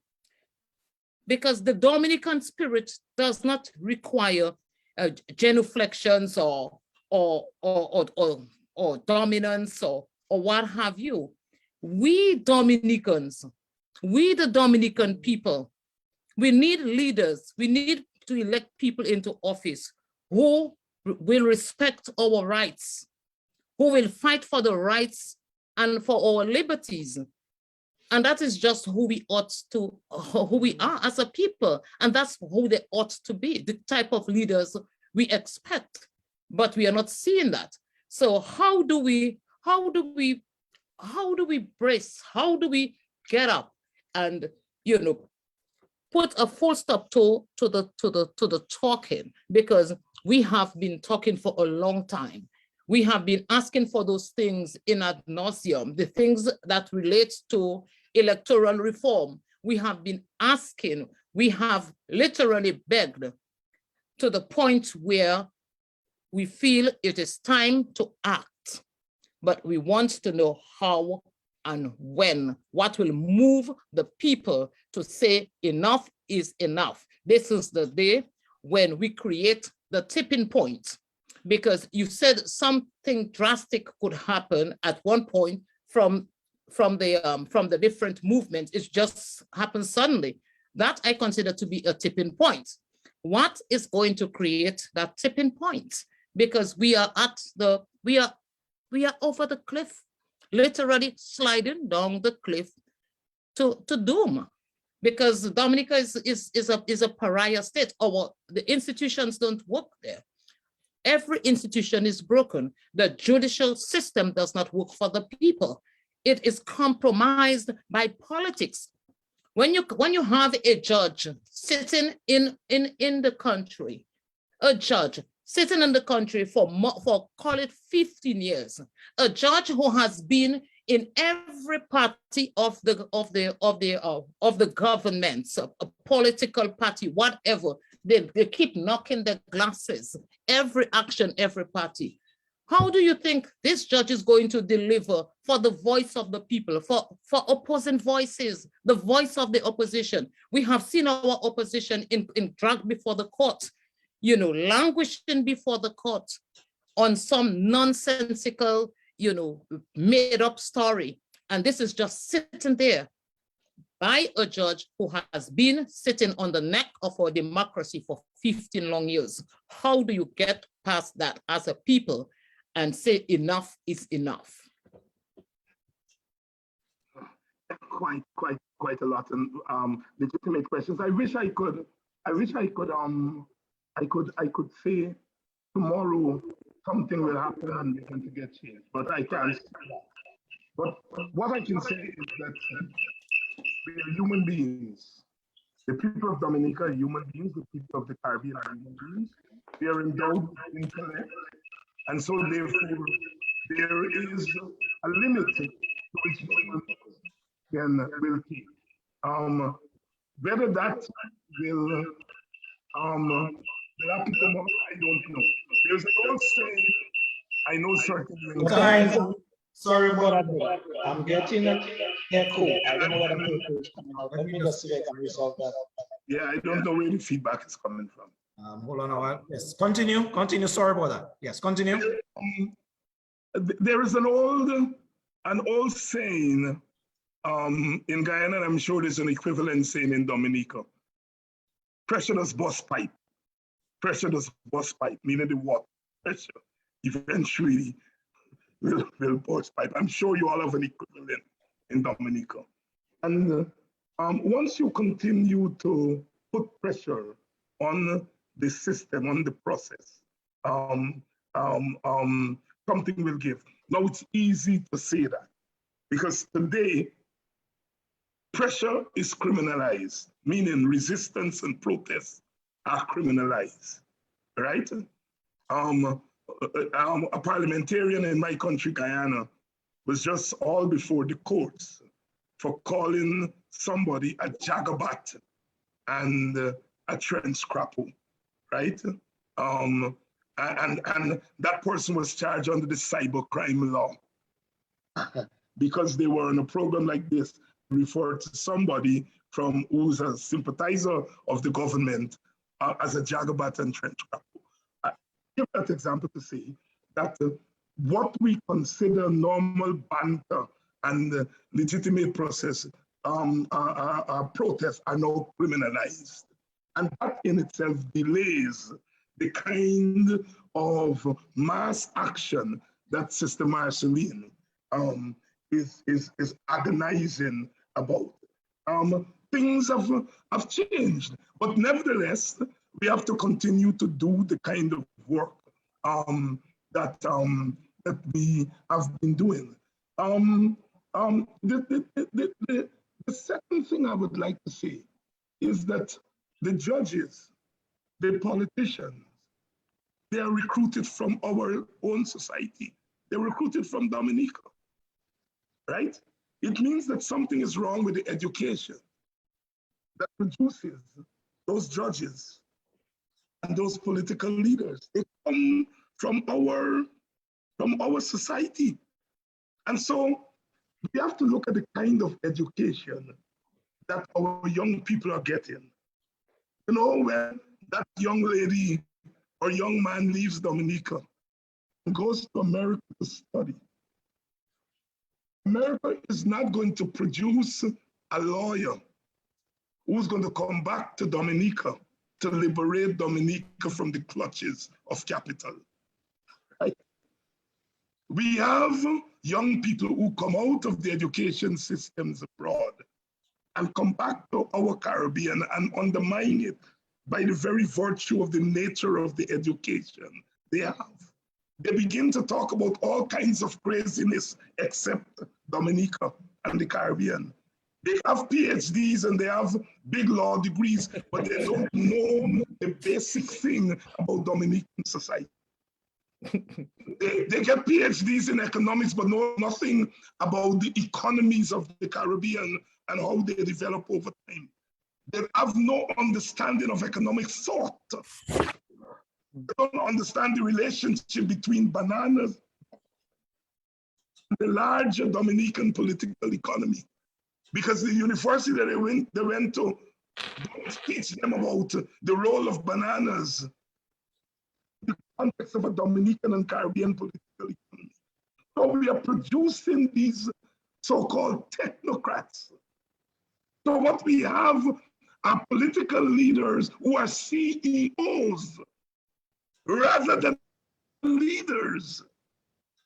They govern a Wall Street company.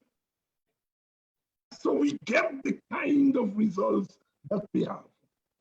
The third thing I would like to say is the question of power. We have never in the Caribbean democratized power.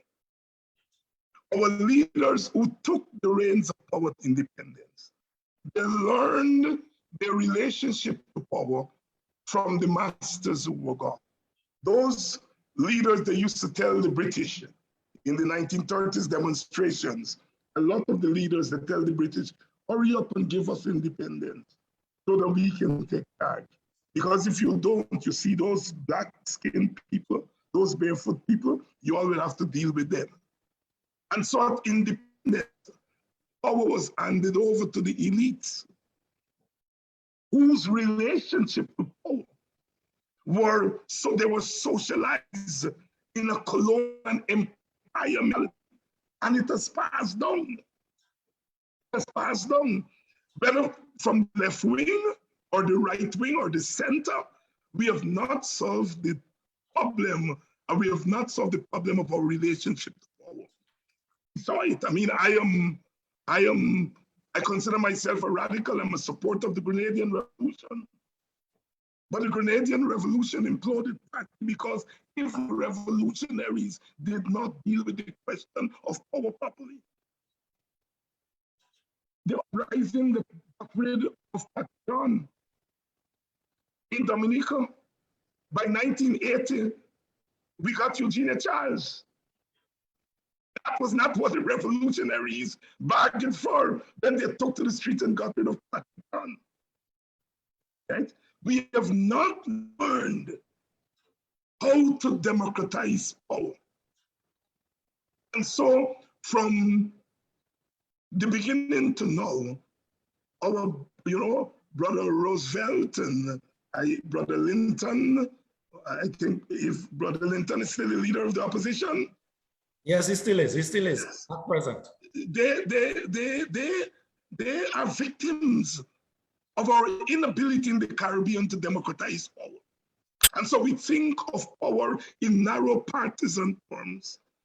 We think of power in terms of what we can do to people and not what we can do for people. See? And so therefore, it is a question of democratizing power. Our foreparents had to democratize power in order to overthrow slavery. It is why when slavery was over, they were able to quickly form villages, create their own village economy, their own village council. They were able to create their own schools. And remember, they put the schools next to the church.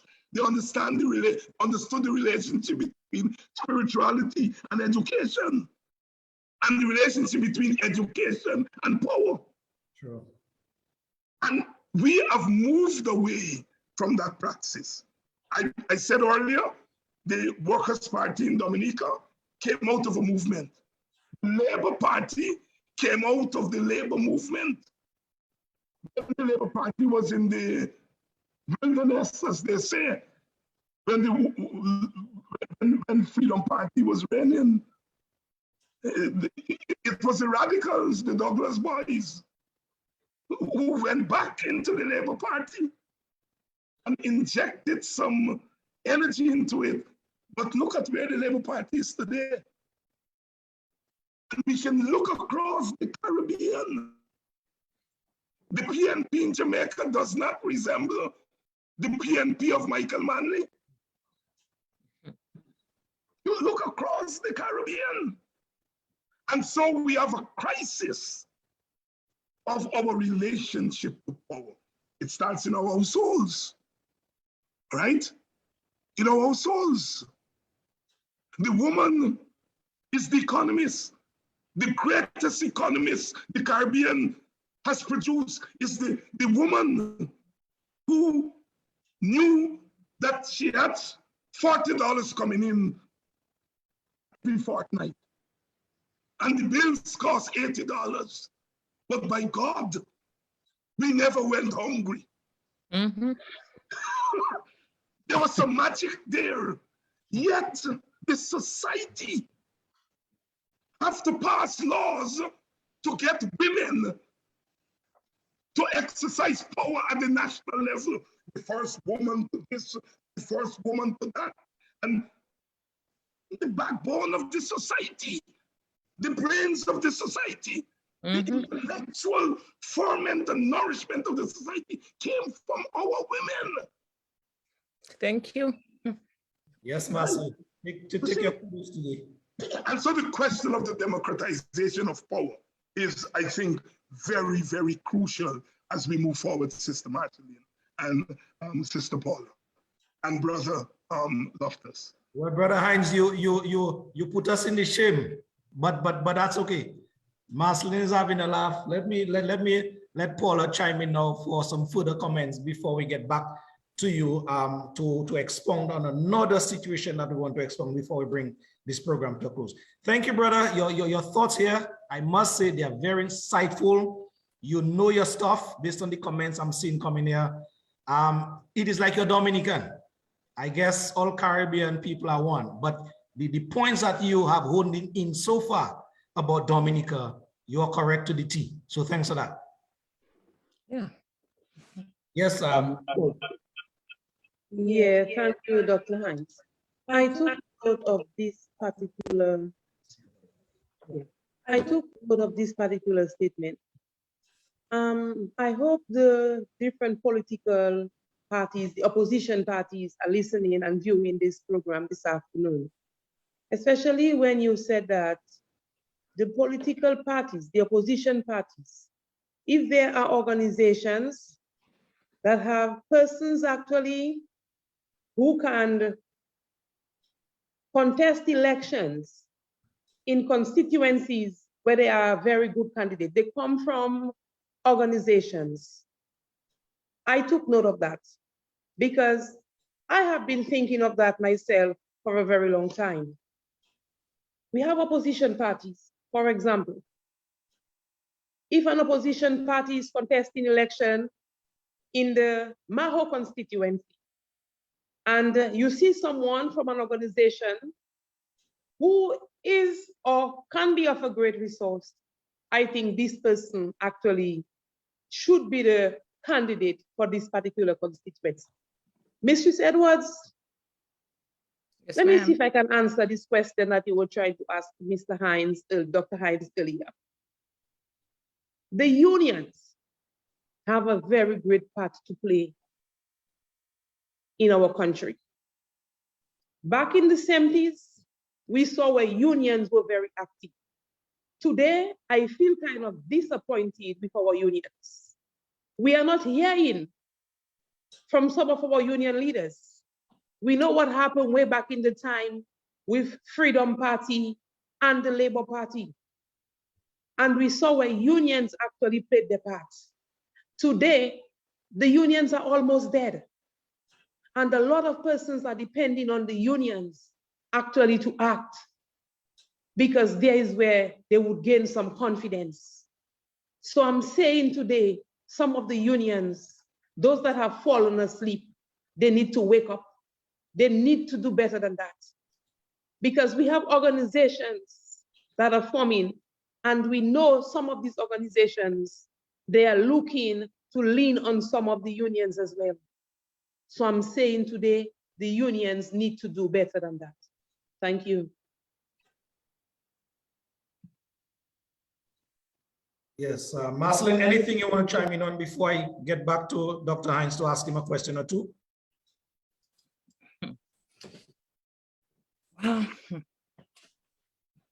What I have to say is that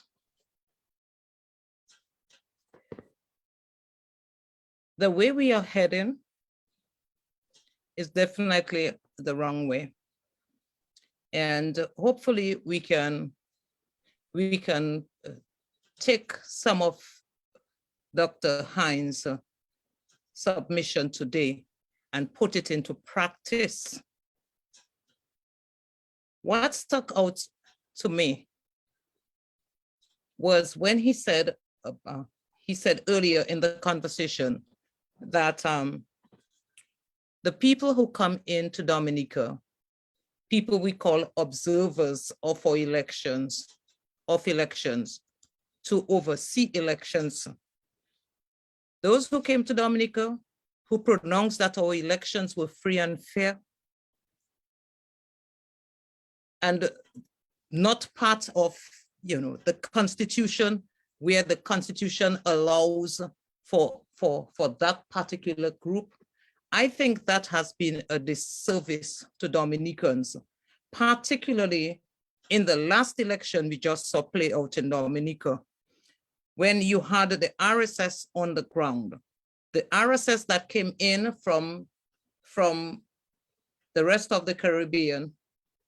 They were commissioned by I wouldn't even call them leaders, but you had to be something of a roguish nature to commission the RSS to come into Dominica, to shoot and tear gas Dominicans on the helm of their elections, when they were only standing up to disallow the sabotage of their vote, the sabotage of the results of the elections by diasporans who were coming in the thousands.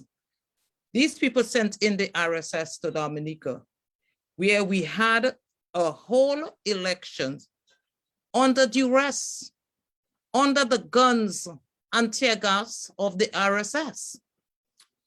And how does that constitute any form of democracy? how does that play out to Dominicans exercising their democratic rights without fear? I mean, I have never heard anything like that. When Guyana had its elections recently, when Guyanese went out on the streets, as soon as the results were heard, Guyanese were out on the streets and they did not go home. I'm wondering, why wasn't the RSS sent to Guyana to do to the Guyanese people exactly what they did to the Dominican people? And I don't know what you can contribute on that, Dr. Hinds, but this is something that has gnawed me for a long time, because I cannot understand for the likes of me why the Caribbean leaders, CARICOM, would choose to send in the RSS to take us Dominicans, to shoot Dominicans, and to get them to accept a rogue regime, an illegitimate regime, a regime that had rigged the elections and stolen the rights of the Dominican people. I pause. Two things. Dr. Hinds, just before you respond, sir, I already seen there, it's already 5 minutes past 6. So I'm just asking for your indulgence for, can we go for like half an hour, 45 minutes more, sir? Yes. All right, cool, thank you. Yes. The RSS, Guyana was not part of the original RSS. And although the RSS has now come under, somewhere under the OECS and CARICOM, but the origins of the RSS was as a result of the Grenadian Revolution. And this RSS was created as part of the Caribbean response. Now, it actually, the roots go right back to the uprising in Union in 1979. And as you remember, Barbados and other countries sent in troops to put down that rebellion. And Gabi, the famous calypso, Boots and More Boots, came out of Eastern Caribbean countries and Barbados sending troops to crush that rebellion in the Union Island. And then as after Grenada, when again the Caribbean countries, led by your own Eugenia Childs and Tom Adams and others, brought American troops into the Caribbean, and as they left, the RSS was supposed to be this regional army. It later evolved from a regional army into a regional force, and one is never too clear whether it's a CARICOM or an OECS institution. There is some blurring of the lines there. But Guyana was not part of that stuff. Our president at the time, President Burnham, opposed. Guyana's president, Trinidad Prime Minister, at that time was George Chambers, and the Bahamas were the 3 countries that did not participate in the bringing of troops into the Caribbean. So they don't fall under that RSS stuff. So that's the answer there. But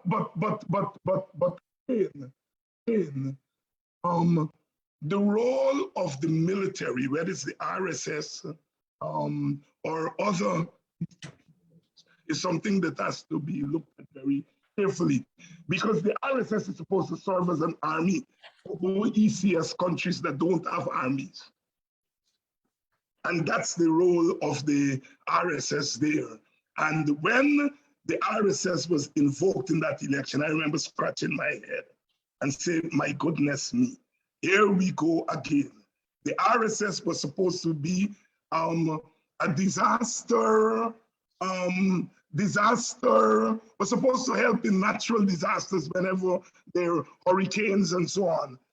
So here was something that evolved from a military institution into a nation building institution. And now it's being invoked to use against the people. And, you know, I scratch my head because I say, here we go in the Caribbean again. This whole question of militarizing our politics. But I thought CARICOM was formed in Guyana.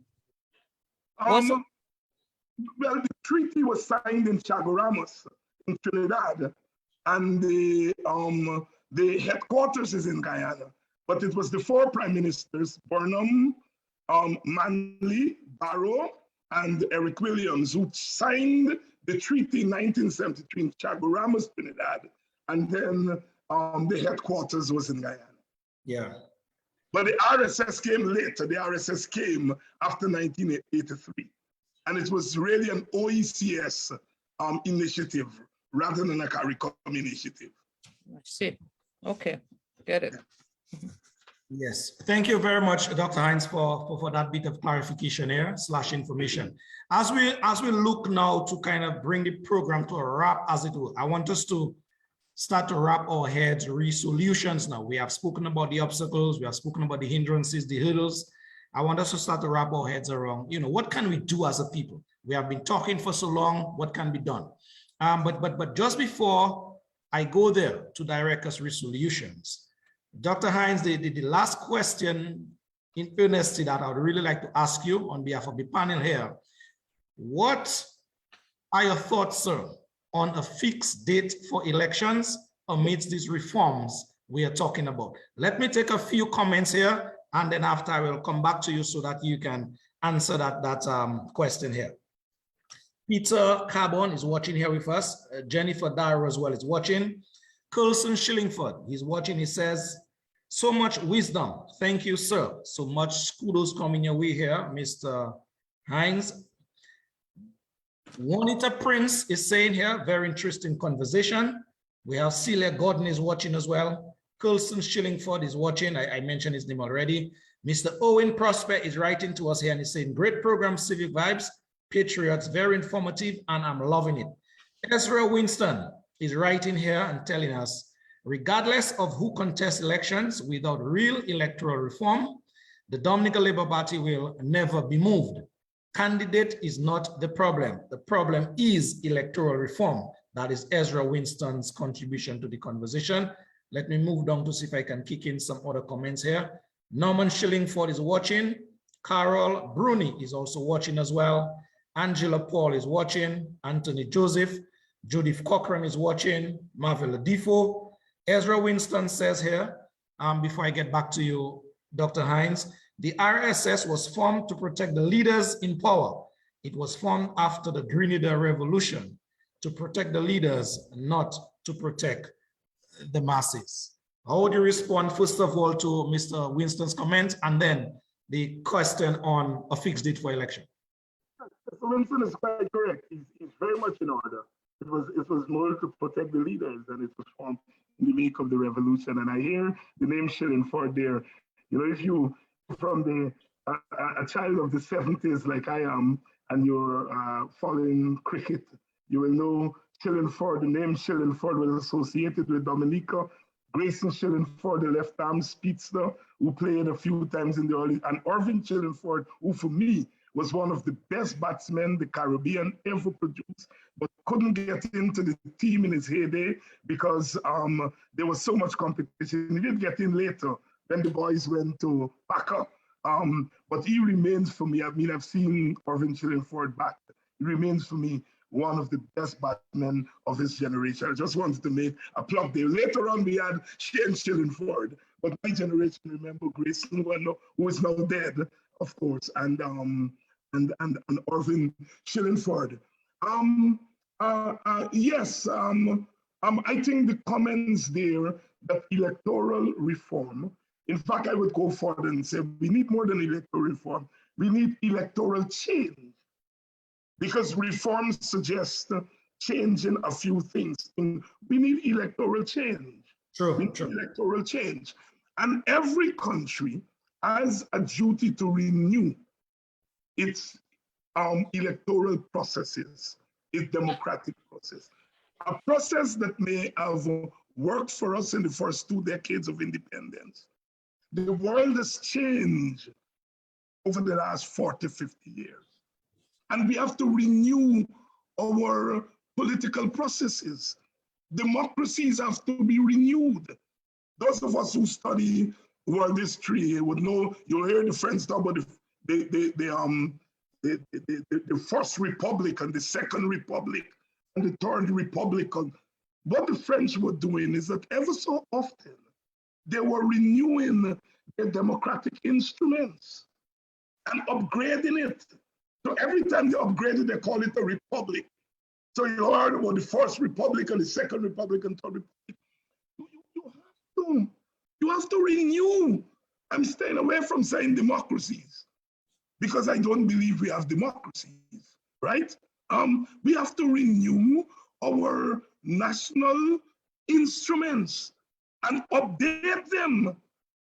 You see, and we have not done that in the Caribbean. The irony is that the British, which left us these institutions, Britain has moved on. Britain has moved on. And we hold on to these Westminster instruments as though they're written in stone. You see, what we have in the Caribbean is an adapted Westminster. And we have not renewed because Westminster system assumes national unity. It assumes that all the people, regardless of their competition, they share values. In Britain, they were all white people. They were Labour and Conservative, but they shared the notion of empire. When it comes to Britain owning overseas, whether they're Labour or Conservative, they share that value. They share the value of the supremacy of whiteness over blackness. And so therefore, the Westminster system is premised on this assumption that we share overarching political values. And what we've seen in the Caribbean is political parties made us into political tribes. And so as we move further and further away from independence, we no longer have the shared values of independence. You see, if you belong to Workers' Party and you are in the opposition for 20 years, your supporters begin to lose confidence in the meaning of the flag and the meaning of the national anthem. Because the ruling parties, once they're in government, they appropriate national symbols and make them into party symbols. There is no division between government and state. The state is that constant thing that is there regardless of party. The government changes. But in Dominica and the rest of the Caribbean, there is a conflating of government and state. And so therefore, once you're in the opposition, for a long time, you begin to lose that sense of patriotism because patriotism is appropriated by the government. And so we no longer share overarching values. And so therefore, that Westminster system does not work well in the condition of political tribalism. It means that we have to update it and to ensure that when elections are over, that win, lose, or draw, that our people are sitting at the table to make decisions that affect them. That's where we ultimately have to move. Because when the Workers' Party gets power at some point, it will engage in the politics of revenge. It's hell being out of power for 20 odd years. And when you get in there, you're going to spend the first 5 years licking back at those who are lording it over you for 20 years. Unfortunately, that is what happens in our politics. And so we have to find a way to ensure that all stakeholders participate meaningfully. I'm not talking about consultation. I'm talking about participating in the councils of power. You go to a place like Switzerland, They have ethnic problems. They have language problems. And they have a triad as their presidency. Each ethnic group gets a turn and they rotate the presidency. And they cannot make a decision at the level of the presidency without consensus. It happens in Switzerland, you see? And so therefore, we have to begin to move in that direction of democratizing power and make power for the people. And the people's representatives must be able to exercise power, even if they win 5% of the votes. They should be able to sit there and to exercise that power. And as I said, we don't have to go far for that definition of democracy. Arthur Lewis, the Nobel Prize winner in 1965, a speech in West Africa, came out with what he called consensus democracy and argued for sharing of power in these former outposts. In that regard, I forgot when I was talking about reform to say one of the things we have to do is to take away the power from the government to determine when elections are held. And that power should be a constant fixed date that says elections must be held every 4 years, every 5 years, and not the prime minister who looks at the polls, sees that her party or his party is leading the polls and call an election, regardless of whether 28% or 30% people vote or not. I win, and that is what is important. We have to move away from that. Yes, indeed. A comment coming in here. Let me just read a comment that is coming in here. This comment reads, "This brother is deep. I admire his intelligence. He is a true Caribbean man, well grounded in history and politics. Yes, my brother, he reminds me of Dr. Walter Rodney. Wish he had a few more like him in the Caribbean," and his points gone. So some compliments coming your way here, Sir Dr. Hinds, as we continue here. So you are fully and truly an advocate for a fixed date for elections in our region. Yes. Yes. And one of the things I would also like to recommend as I'm on here is that we should move towards legislation to ensure that all parties that are contesting elections should have a fixed percentage of their slate be allocated to women.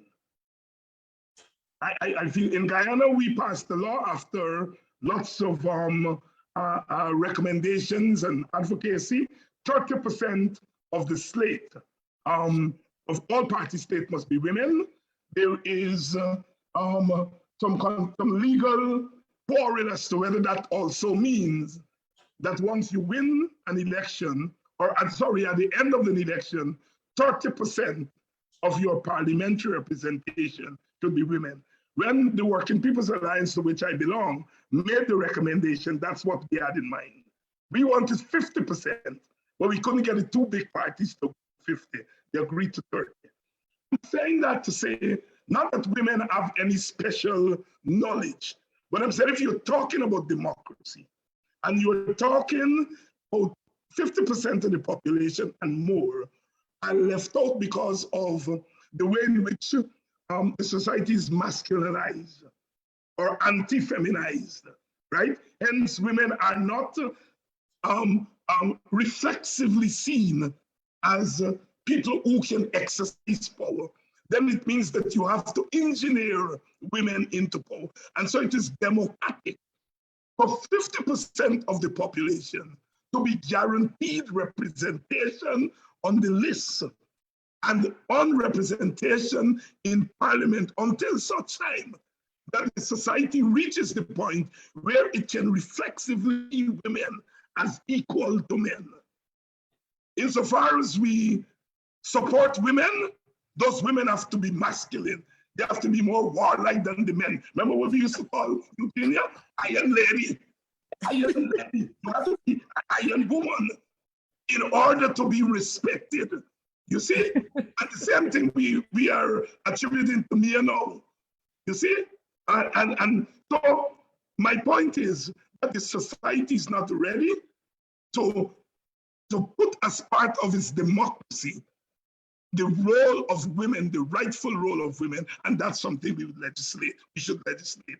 And I would say that based on what I've seen across the world, while women, because they become members of parties and they act like party people too, and they do some of the bad things, but there is a way in which women are able to broaden their minds beyond the confines of the party, to think about families in a way that men do not automatically think about families.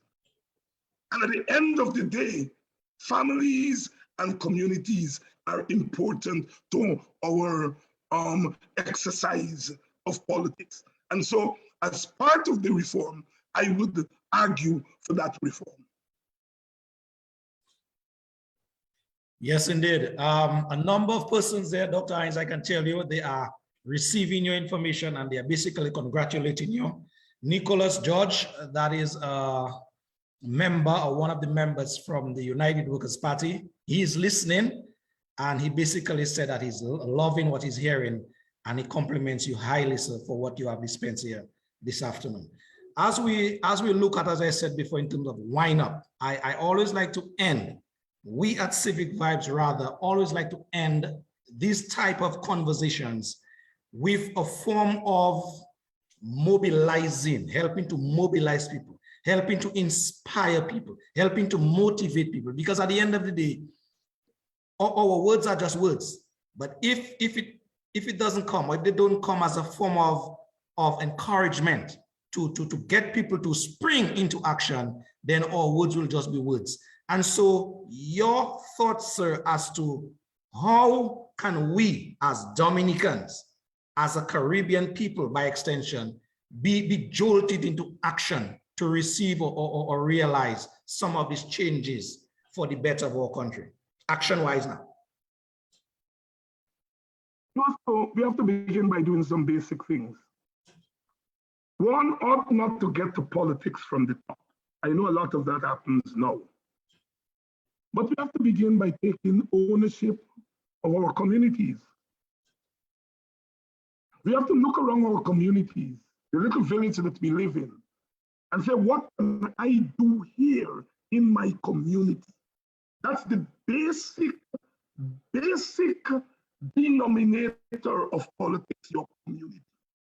What can I do about education in my community? And I'm stressing education, not just the academic, but vocational education, skills education. What can I do about education? What is it the schools are not doing that as citizens we can do? What about an homework center in my community? That when the children get home in the afternoon and the parents are still in the farms or are still at work downtown in Roseau, that you have a center where the children can go and people are there to help them with their homework, not lessons. I'm not talking here about after school lessons. I'm talking a place where the children can go, they can get a little snack, they can have computers, they can have internet, because 75% of the homework they give the children are done on the internet. And 75% of the households don't have computers. And if they have computers, they don't have Wi-Fi and they don't have internet. So how about us starting with some homework centers and deal with the question of education in our communities?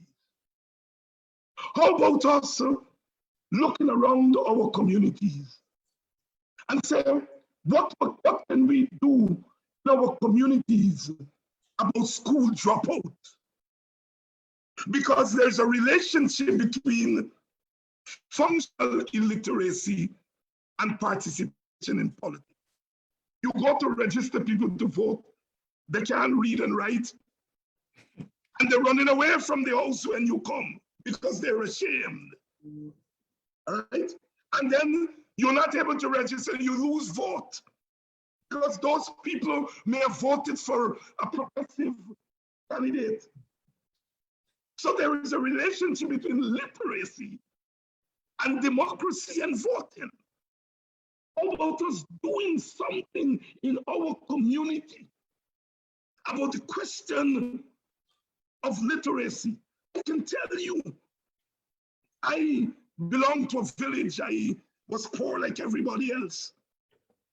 And because of the sacrifices that people made, and people like you and I, and we on this panel get to where we are.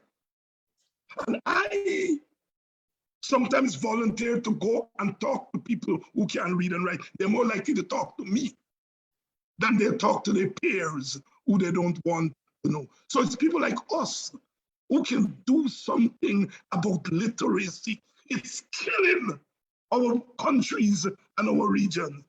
Wow. It's killing. And so what can we do? Do work in your community. And when you begin to do work in your community, that is your pathway to political leadership at the national level. Nowadays, we want to go and join the party, become a member of the executive, and neglecting our own communities. So our call to action should be first, do something for your community. You don't have to be home in Dominica to do it. We now have this, the Zoom. You can get 10 children from your village and give them 3 hours of your time, helping them with math and English, or social or science or whatever. My point is, community work is the first step. And you speak to all the political people from the left wing, the center wing, the right wing, the radical wing, all of them started in their communities. It's only recent that we have this thing where people into the party from the top. You see? So we have to get back to helping our communities. Countries are a collection of communities. Communities are a collection of families. Families are a collection of individuals. And so we have various levels of social and political action. The individual level, the family level, the community level, and then we can go to the national level. So that would be my practical recommendation, and I chose education only because we are still in the Caribbean. The majority of us, social mobility comes from education. A few of us may born into money and may rise to the top because of money, a few of us. But the vast majority of us, education is still the root. And today we have a broad swath of the education field. It's not just the English literature and the social, it's also about the skills. You think about what our young people can do with those telephones in the hand. They can do magic with it. You get a little problem with your phone, you give your little 10-year-old son or daughter, and they fix the thing in 2 seconds. There is a technological feel that our people have. You know, have to link that to a spiritual feeling. The problem is that our young people are bright. They have a technological feel. What they're lacking is the spiritual feeling. And we have to link the technological feeling to that spiritual feeling to make our young people whole. And they feel that once you become liberated at the level of the intellect, you begin to take ownership of your communities and your country.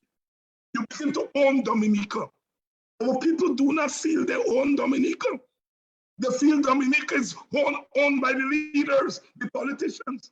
It is owned by the tourists who come into your country and you have to wash their clothes, clean their filth, serve them like our foreparents had to do in bondage. We are in the Caribbean producing generations of waiters and waitresses. That all we are doing, we are serving other people. And we are not learning to serve ourselves. We're not learning to serve Dominica. We go from age 10 to when we retire, working in our little hotel job, serving tourists, and we have never gone on a vacation ourselves. We have never gone to another country as a tourist. If we manage to go to New York, it's to catch me on. Not on vacation, it's to catch me on to go back home. What about that alienates the mind? That you are serving people who are coming to your country on vacation and you never had vacation in your life. Think about it. And it is at that level that we have to help to give our people confidence.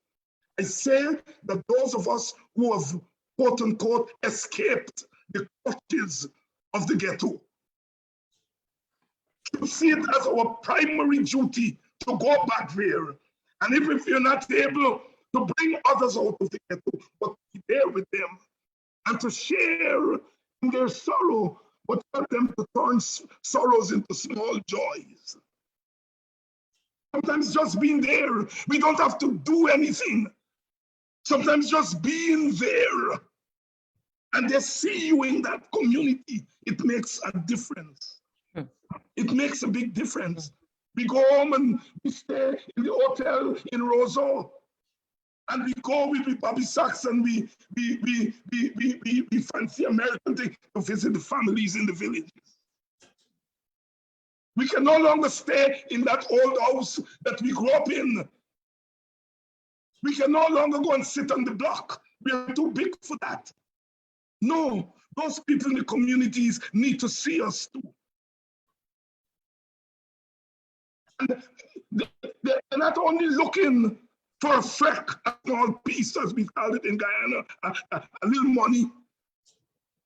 Insofar as they want to hang out with us, they want to say, yes, this daughter of the community went abroad and did well, and she can come back and sit down and drink a shandy with me. It is not the shandy that matters. It's the grounding, as Walter Rodney called it. Grounding with the brothers and the sisters in the community. It is very important. So those are some practice. We can change the ways. And all of that is politics. Politics with a small p. All right? And so those are some practical things I would like to encourage people. I consider myself a Marxist in the old time definition of Marxism days when Marxism and radicalism thing. But I want to say that our people ought to be earning money. Earning money.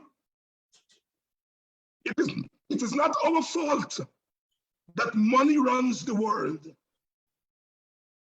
And governments must be in the business of ensuring that people have a living wage.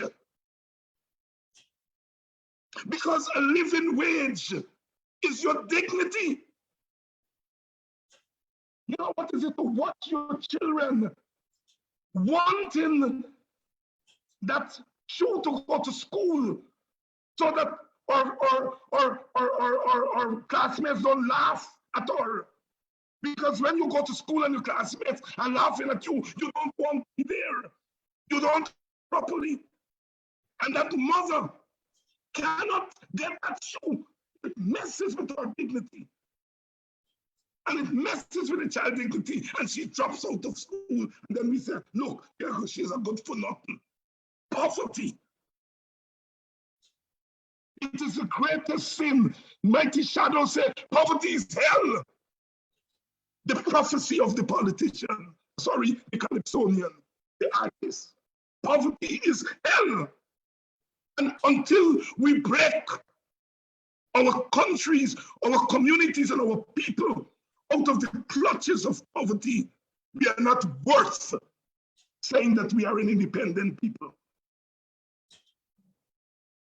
And so therefore, we can work on those things in our own small way, to liberate our people from the burdens of poverty. What poverty does to the human soul, to the human mind. A politician come and offer you a little small piece and say, vote for me, when no, you really don't want to vote for them. Mali said, in the abundance of water, the fool is thirsty. They give you a little couple dollars, that's the abundance of water today. And then you spend that money today, and tomorrow you're back to square one. You are being a fool.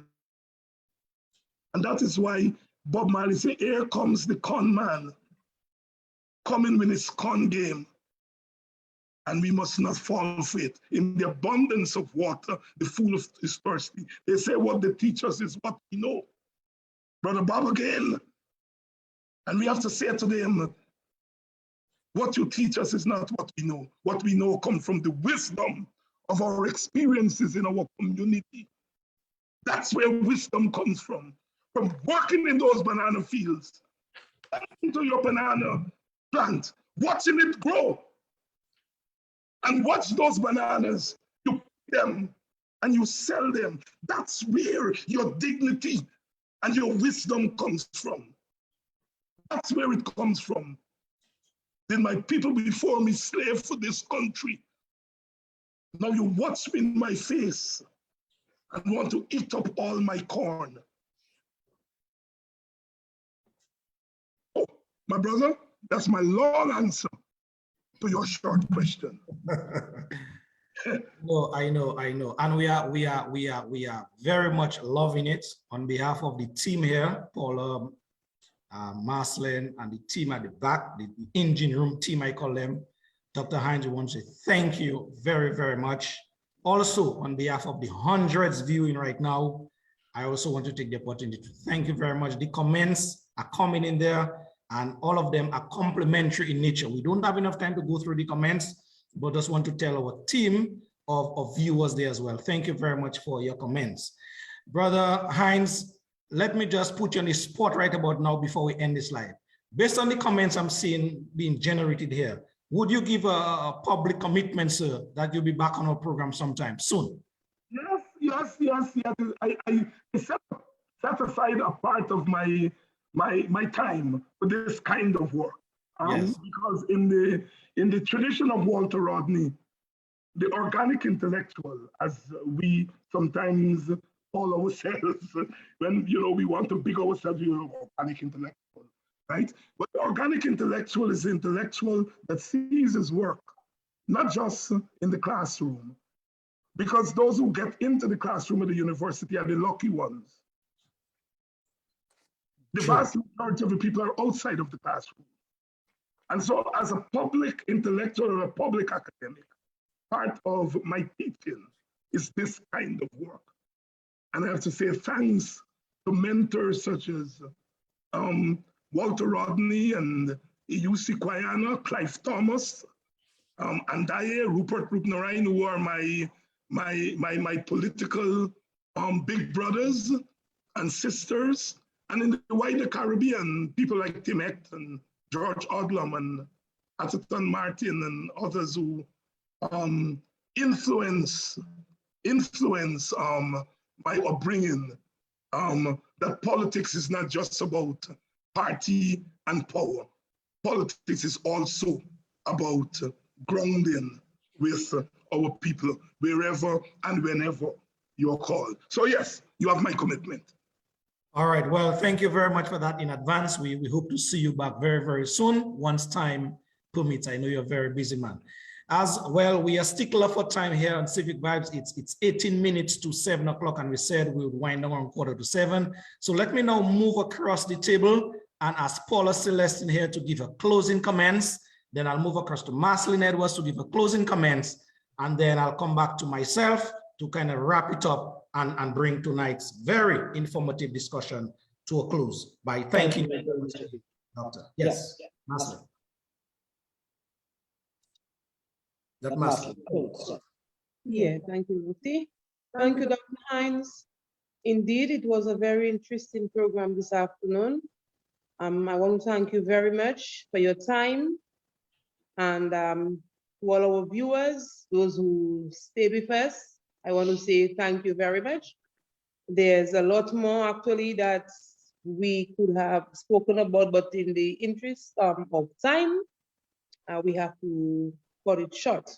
So once again, Dr. Hinds, thank you so very much for such an interesting program this afternoon. And before I go, I want to remind our viewers that you can make your contribution to our Facebook page, because we have a lot of work to do and we need your support.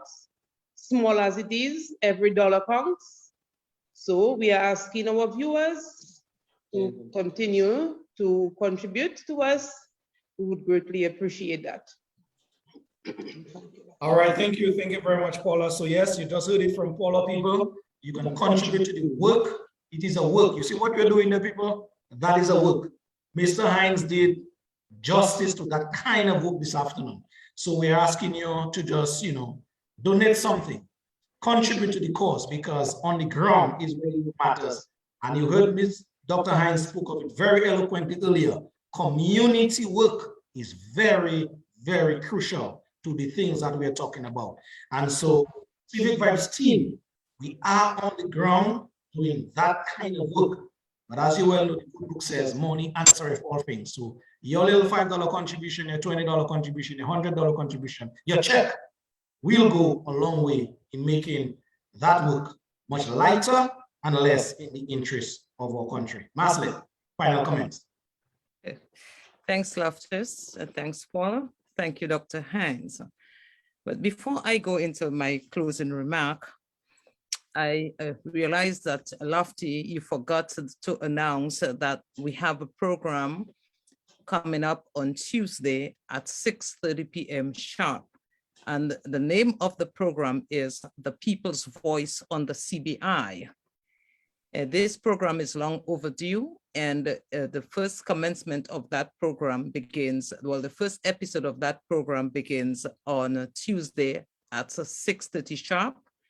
After Mr. Afi Mate and myself are going to be hosting the program. And of course, sometimes Loftus Dura. So expect that program on Tuesday, and hopefully we will see the hundreds of people, connected to that Facebook Live program on Tuesday, 6:30 sharp. It is simultaneous to another program that has been, aired on the other side. So that program is simultaneous to that program. Don't forget, Tuesday at 6:30 sharp.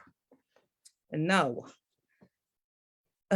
this year, when 2022 began, we as a people decided that this was the year when we are going to realize electoral reform. We are going to take electoral reform, whether it's given or requested or whatever, but we will be having electoral reform this year, since this is the gateway to our democracy.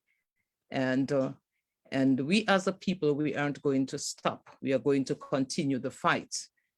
I know a lot has been said, and usually we said, oh, it's a lot of talk. But sometimes you have to have that discussion. It's a prolonged discussion because it's not going to happen overnight, I realize. And as Dr. Hinds indicated, it's a long process. Sometimes it's a tedious process, but there is always room for that tipping point. You never know at what time that tipping point is going to be created.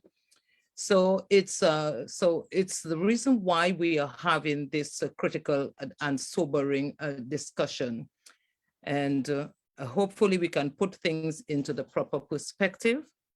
We can we can chew. There's a lot in that discussion that started exactly at 4 p.m. this afternoon.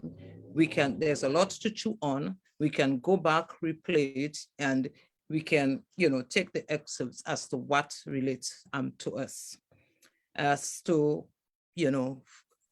going back to the communities and helping out in the communities, Dr. Hinds stated that you have to be seen in your community if you want to more or less represent people, because if the people are not seeing you, then how are they going to relate to you? So of course, we should do more in our communities. Each and every one of us have our shared responsibility, and whatever we can do, what little we can do, if we all do it, we can do it in a collective manner. One fills, always fill the basket. So whatever we do, it will always reflect in the positive as long as it is something good. And I hope that we can move forward in a positive mindset, in a mindset that is all unified towards the change. And when the bell rings, we will realize that that is the bell to our freedom, and we will capitalize on that time. So Dr. Hinds, once again, I want to thank you profusely for having such an interesting discussions and such a deep discussion with us. It was a deep conversation, and you really exceeded my expectations this afternoon. Although I was expecting, something powerful, but you said all the right things. Whatever you said in relations to Dominica, it sounded like you had been living in Dominica, like you're a Dominican. You know exactly what is going on in Dominica. And thank you so much for really delivering this afternoon. And as I said, we will put things in the right perspective, and we will unite our efforts, and we will continue the fight for change in our country. May God bless all our listeners on the live this afternoon. Without you, it could not have happened. You're always there. You make this program what it is. So thank you, thank you, thank you. And hopefully we are going to see you guys on Tuesday at 6:30. Mr. Durant, thank you so much. Thank you very much, Loftus. And thank you, Paula. May God bless us as a people. May God bless Dominica. Thank you. All right, thank you. All right, thank you very much, Maslin, for your closing comments. I want to say thank you very much to Paula Celestin as well. I want to thank the hardworking team, because Dr. Hinds, the three of us that you're seeing there, there's another leg of that team. I always call them, they are the engine room workers who make things happen. And I always want to take time off to say a big thank you to them. Also to our viewers, our listeners, all those who will contribute in one way, shape, or form. We want to say thank you very much for your contribution in advance. When we are done and dusted here with that conversation, we have a 5 minutes outro, we call it. So most likely you'll be able to see the ways that you can contribute to the work that Civic Vibes is doing on the ground as we speak. Dr. Hinds, like Maslin said, you really, really and truly exceeded our expectation here this afternoon in terms of your delivery. I suspect you are your cricketing man. And so all the balls were faced head on that bat, and it was smooth sailing.